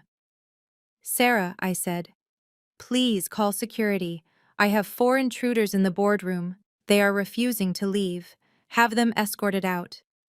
And Sarah, "Tell the guards not to be gentle." I turned my back on them and walked toward the window, looking out at the city I now owned a piece of, leaving them to be dragged out of my world and back into the dirt where they belonged. The silence in the boardroom was absolute. It was the heavy, suffocating silence of a tomb. My father was staring at the red stamp on his file as if it were a bullet hole in his own chest. My mother was weeping softly into a handkerchief that cost more than my first car, but I was not finished. There was one loose end remaining, one cockroach that was still twitching on the floor. I turned my attention to Brad. He was sitting on the edge of the leather sofa, holding a napkin to his bleeding lip where Chloe had struck him. He looked pathetic. He looked small. But I knew better than to pity him. This was the man who had laughed while I scrubbed his floors.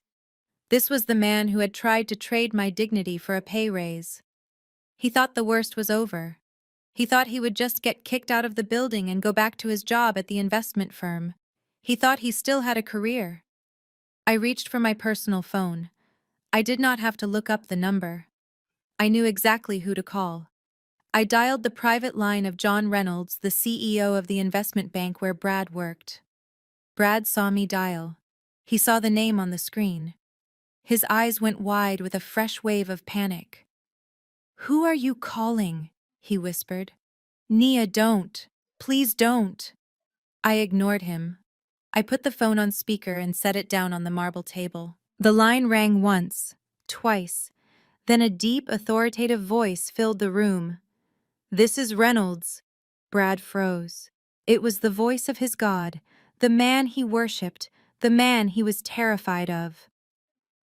"Hello, John," I said, my voice bright and professional. "It is Nia Sterling from Horizon. I hope I am not interrupting your lunch." Nia John's voice warmed instantly. "Always a pleasure. I was just looking at the quarterly projections you sent over. Impressive work. What can I do for you?" I leaned back in my chair, watching Brad squirm. He was shaking his head frantically, mouthing the word "no" over and over again. "I am calling as a professional courtesy, John," I said, keeping my eyes locked on Brad. "I am currently conducting a forensic audit of a distressed asset, the Sterling Memorial Hospital. It is a mess, John. Fraud, embezzlement, the works. But that is not why I am calling." I paused, letting the tension build. "I am sitting across from one of your associates, Bradley Jenkins. He is currently in my office attempting to secure a bridge loan for this failing hospital, and he is claiming that he has your firm's backing to bypass standard risk assessment protocols. He told my client that he could use your liquidity to cover up a federal compliance violation." On the other end of the line, the warmth vanished from John's voice. It was replaced by the cold steel of a corporate executioner. "He said what?" Brad scrambled off the sofa, falling to his knees. "Mr. Reynolds," he screamed at the phone. "It is a lie. She is lying. I never said that. I was just trying to help family. I did not represent the firm." I cut him off. "He is also on tape, John. I have a recording of him soliciting a bribe and offering to manipulate financial data in exchange for personal favors. I thought you should know. I know how much you value compliance. I would hate to see your firm dragged into an SEC investigation because of one rogue employee." There was a moment of silence on the line. A moment that stretched out for an eternity. Brad was hyperventilating. He was clawing at the edge of the table, begging a piece of plastic for his life. "Thank you, Nia," John said, his voice devoid of all emotion. "You have done me a great favor. Send me the recording. I will handle this immediately." The line went dead. I looked at Brad. He was staring at his own phone, which was lying on the carpet next to him. He was waiting. We were all waiting. 5 seconds passed. 10 seconds. Then it happened. Ping! It was a cheerful, innocent sound. The standard notification chime for a new email. In the quiet room, it sounded like a gavel striking a block. Brad reached for the phone with trembling hands. He unlocked the screen. The light from the display illuminated his face, which was now the color of old ash. He read the message. I could see his eyes tracking the text. I knew exactly what it said.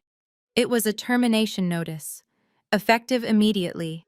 Gross misconduct, breach of fiduciary duty. All company access revoked. Security teams dispatched to his desk to box up his personal effects. He did not scream this time. He did not argue. He simply broke. The phone slipped from his fingers and clattered onto the floor. He slumped forward, his forehead hitting the carpet with a dull thud. He curled into a ball, sobbing like a child. He was not just unemployed, he was blacklisted. In the world of high finance, reputation is currency, and I had just bankrupted him. I stood up and walked over to where he lay. I looked down at the man who had mocked my uniform, the man who had treated me like dirt. "You should check your email, Brad," I said, cold and unyielding. "I think you have some free time now. Maybe you can finally learn how to clean up your own mess." I looked at the rest of them. My father was catatonic. My mother was broken. My sister was furious. And Brad was destroyed. The security guards were at the door. I could hear their radios crackling in the hallway. My work here was done. I had not just closed a deal, I had closed the book on their entire lives. 2 burly security guards in dark suits stepped forward, and their shadows fell over the cowering figure of my father. He looked small now, and stripped of the arrogance that had been his armor for decades. As the guard on his left reached for his arm, Marcus lunged forward and his fingers scrabbled against the polished surface of the antique mahogany conference table. "Nia, please, you cannot do this!" he shrieked, and his voice cracked into a desperate sob. "I am your father and I made a mistake. I am an old man and I did not know what I was doing, so do not throw me out like a dog." His knuckles turned white as he gripped the edge of the wood and his fingernails scratched against the varnish.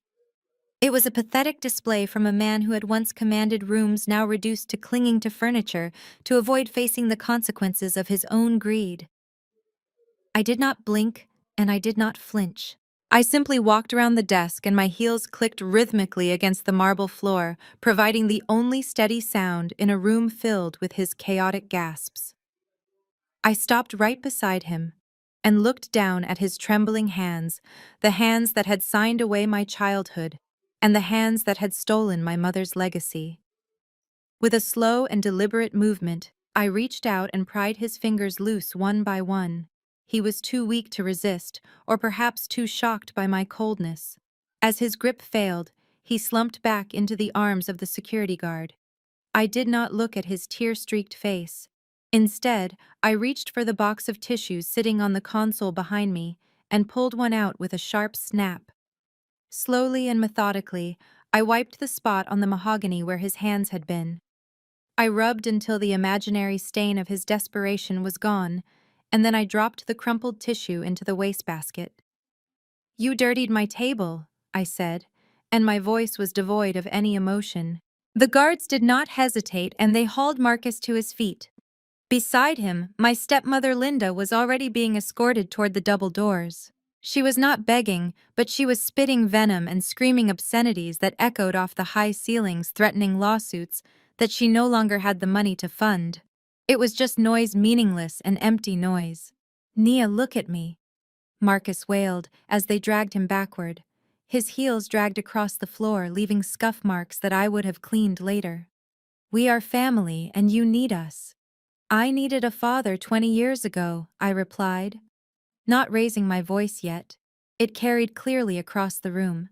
I needed protection when your wife treated me like a servant, and I needed support when I was building this company from nothing. I do not need a parasite, not anymore. The elevator doors at the end of the corridor dinged open, and the security team shoved them inside. I watched from the doorway of the boardroom because I wanted to see it, and I wanted to imprint this image in my mind forever. The doors sliding shut, cutting off Marcus's sobbing face and Linda's twisted mask of rage. Silence rushed back into the room, heavy and absolute. I turned back to the empty boardroom where the view from the floor-to-ceiling windows showed the city skyline, a city I now owned a significant piece of. My assistant Sarah stood in the corner holding a tablet, and her eyes were wide because she had never seen me like this. Send a memo to the front desk, I told her, smoothing the front of my blazer.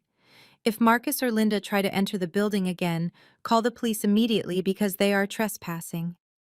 Revoke their security clearance, cancel their company cards, and have their personal effects from the guest suite boxed up and left on the curb. Do not let them back inside to retrieve anything.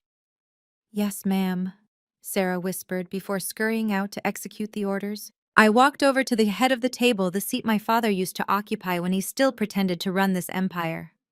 I ran my hand along the leather chair, and it was still warm from his presence, a lingering ghost of his entitlement. I sat down. It did not feel like a hollow victory. People always say revenge leaves you empty, and that it does not fix the hole in your heart, but they are wrong. This did not feel empty, it felt like justice. It felt like the balance of the universe finally righting itself after decades of being tilted against me. I pulled my phone from my pocket and dialed my lawyer. It is done, I said when he answered. They are gone. Proceed with the hostile takeover of the remaining subsidiaries. I want the acquisition finalized by the end of the business day. If they try to sell off any assets to cover their debts, freeze them. I want them to wake up tomorrow morning with nothing but the clothes on their backs and the realization of what they threw away. I hung up and looked at the spot on the table I had wiped clean. It gleamed under the recessed lighting, flawless and unblemished, just like my future. For the first time in my life, the air in the room felt breathable. I opened my laptop and began to work, not as a daughter proving her worth, but as a queen ruling her kingdom. 3 months passed in the blink of an eye. For me, it was a financial quarter of record-breaking profits and seamless acquisitions. But for the family that once discarded me, it was a slow-motion car crash that never seemed to end. I did not have to lift a finger to make it happen. I just had to stand back and watch gravity take its course. The first domino to fall was the hospital. It did not go quietly. The investigation I triggered exposed a network of fraud so extensive that the authorities did not just shut it down, they turned it into a crime scene. The state medical board did not just suspend Marcus's license, they obliterated it. The revocation was public and humiliating. The man who had spent 40 years playing God was stripped of his title and his dignity in a single afternoon hearing. I drove past the building once just to see it. The grand entrance where he used to park his luxury sedan was barred with yellow police tape, and the windows were dark. The legacy he thought was immortal was just a hollow shell of concrete and glass awaiting auction to the highest bidder. Then came the house. The bank does not care about family legacy or social standing. They only care about payments, and Marcus had not made one in 6 months since I froze his access to the company accounts. The foreclosure notice was taped to the front gate like a scarlet letter for all the neighbors to see. I heard from a mutual acquaintance that the eviction was chaotic. They dragged their Louis Vuitton trunks across the gravel driveway themselves because the movers refused to work on credit. The mansion that was supposed to be their fortress had turned into their tomb, and the gates locked behind them with a finality that must have tasted like ash. Poverty has a way of exposing the cracks in a marriage that money used to spackle over. Chloe and Brad did not last a month after the funds dried up. Their divorce was not a tragedy, it was a farce. Without the trust fund to cushion their egos, they turned on each other like starving wolves. It was reported in the tabloids not as a high society split, but as a public spectacle. They spent thousands of dollars they did not have on lawyers just to fight over the scraps. I was told they spent 6 hours in mediation, screaming over who got to keep a velvet sectional sofa and a set of designer lamps. It was petty and it was pathetic. Brad eventually walked out with the espresso machine and his golf clubs, leaving Chloe screaming in an empty luxury apartment she could no longer afford and would soon be evicted from as well. And finally, there was Linda. The woman who treated the world like her personal waiting room found herself at the mercy of the very people she used to mock. With no assets, no husband with an income, and a reputation so toxic that no socialite in the city would return her calls, she had to swallow the jagged pill of pride. She had nowhere to go. The friends she had cultivated for decades vanished the moment the credit cards stopped working. She had to move into the spare bedroom of a distant cousin in the suburbs, a woman Linda had not spoken to in 15 years, because she considered her too common. I can only imagine the hell of her new reality. Now she sleeps on a lumpy pull-out couch in a room that smells of damp wool and regret. She has to ask permission to use the kitchen, and she has to listen to the cousin she despised lecture her about frugality. There are no more galas and no more servants and no more power. She is just a guest who has overstayed her welcome, living on the charity of people who remember exactly how cruel she used to be. I sat in my office and closed the file containing the private investigator's final report. It was thorough and it was devastating. They had lost everything, not because I stole it, but because they never truly earned it. They had built their lives on a foundation of theft and arrogance, and when I pulled the support beam out, the whole structure collapsed under its own weight. I did not feel pity. I felt the cool satisfaction of a ledger finally being balanced to zero. The debt was paid.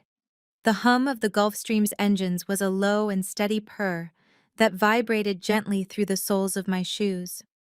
I sat back in the cream-colored leather seat and watched the clouds drift by outside the oval window like mountains of spun sugar. A glass of vintage champagne sat on the mahogany side table, sending tiny bubbles racing toward the surface in a celebration of silence. I was 30,000 feet in the air and miles away from the wreckage I had left behind in the city. The air up here was thin and crisp, and it smelled of expensive leather and absolute freedom. I picked up the flute and took a sip, letting the cold liquid bite pleasantly at my tongue. I was on my way to a private island in the Maldives for a week of nothing but sun and solitude. It was the kind of luxury I had once only read about in the magazines, that Linda used to leave scattered around the mansion magazines. She claimed I would never be sophisticated enough to understand. Now I lived in those pages. The vibration of my phone against the wood shattered the peace. I frowned and set the glass down. Only a handful of people had this number, and my assistant knew better than to disturb me unless the building was burning down. I glanced at the screen, and the name displayed there made me pause. It was not Sarah, and it was not my lawyer. It was simply listed as Linda. I stared at it for a long moment. My thumb hovered over the decline button. I had cut them off. I had frozen their assets, and I had evicted them from my life. There was nothing left to say. But curiosity is a dangerous thing, and perhaps a small dark part of me wanted to hear the sound of her defeat one last time. I wanted to know what desperation sounded like in the voice of a woman who had only ever spoken to me with disdain. I swiped the screen and brought the phone to my ear. I did not speak. I just listened. "Nia, is that you?" Linda's voice was breathless and thin-stripped of its usual polished veneer. It sounded ragged, as if she had been crying for days. "Nia, please do not hang up. We have been trying to reach you for weeks." I took another sip of champagne and let the silence stretch. I pictured her probably huddled in the corner of that damp guest room she now inhabited, clutching a prepaid phone because her contract had been cancelled. "Nia, we are in trouble," she continued, and her voice pitched up into a whine that grated against my nerves. "We cannot stay with your cousin anymore. She says we are taking up too much space and she wants us out by Friday." We found a small apartment, a terrible little place really, but it is a roof over our heads. They want a deposit, Nia. First and last month's rent, plus security. She paused, waiting for me to jump in to offer my checkbook as a shield against her reality. When I said nothing, she rushed on. It is only $5,000. That is nothing to you now. You spend that on dinner. Please, Nia. Your father is sick, he is not doing well with the stress. We just need a little help to get back on our feet. Just this once, and we will never ask for anything again. I promise. We are family after all. Family. The word hung in the pressurized cabin air, heavy with irony. $5,000. She was right. It was nothing to me. I had spent more than that on the handbag sitting on the seat opposite me. I could transfer the funds with a single tap of my finger and never miss it. But that was not the point. Giving her money would be like giving whiskey to an alcoholic. It would not save her, it would only prolong the delusion that she was entitled to a life she had not earned. I set my glass down and picked up my tablet. I swiped through a few screens until I found the file I was looking for. I am sending you a link right now, Linda, I said, and my voice was calm and smooth, contrasting sharply with her frantic pleading. A link, she asked, confusion clouding her tone. Is it a wire transfer? Check your messages, I replied. I could hear the rustling of fabric and the beep of her phone as she opened the text I had just sent. There was a long silence on the other end, a silence that grew heavier with each passing second as she read what was on her screen. What is this? She whispered finally. Her voice was trembling, but this time it was not with sadness. It was with shock. It is a job listing, I explained, leaning back into the soft leather of my seat. One of the commercial cleaning companies I acquired last month is expanding. They have a contract for several large office buildings downtown. They are looking for reliable staff for the night shift. You want me to be a janitor? She choked out the words as if they were poison. Me and Marcus. The pay is $18 an hour, I said, cutting through her indignation. It comes with benefits after 90 days. If you and Dad both work full-time, you can easily afford that apartment in a month or two. It is steady work, Linda.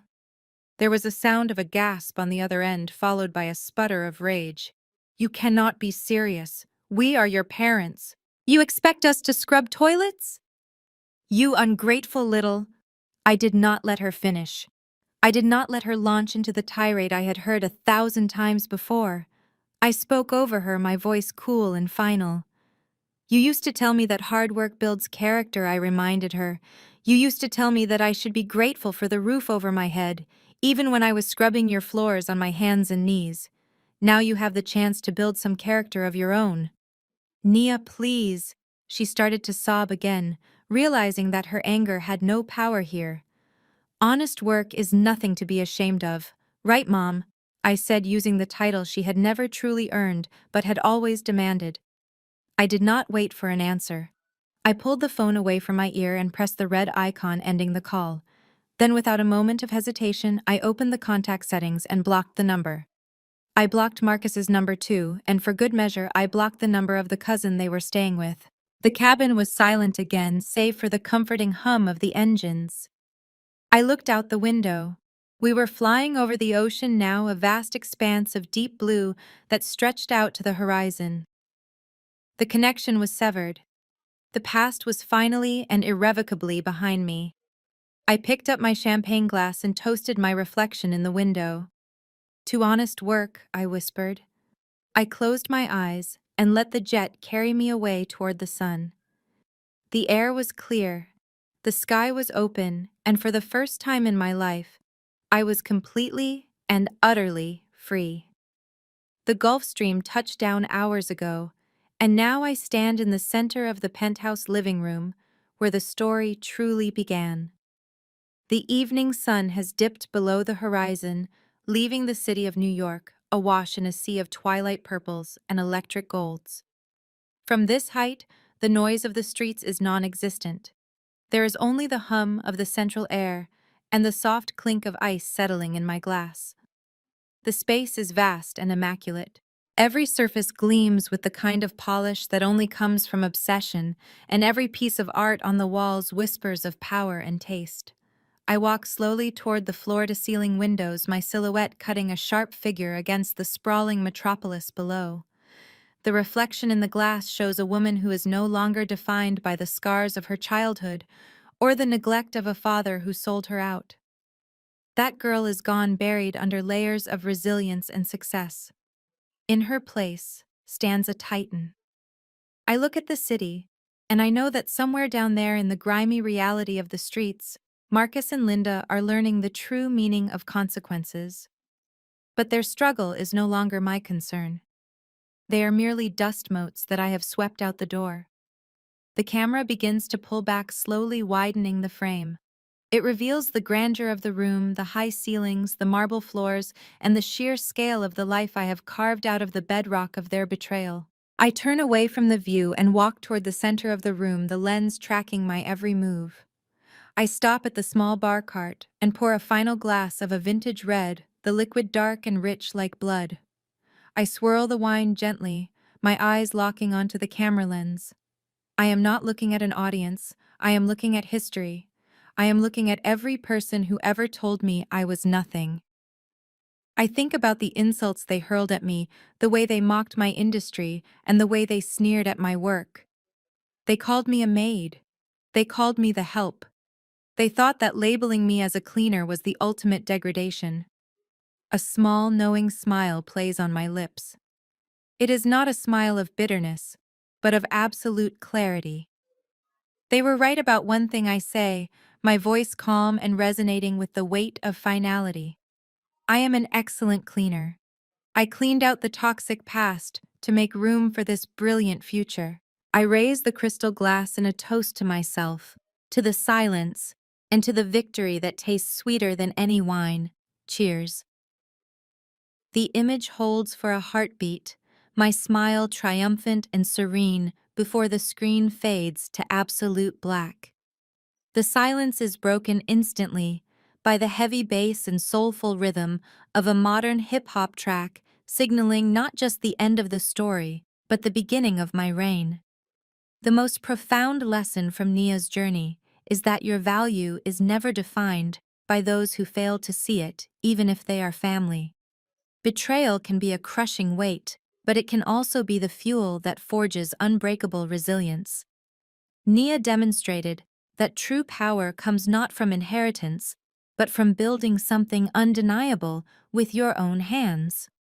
Ultimately, cutting ties with toxic people isn't an act of cruelty, it is a necessary act of self-preservation.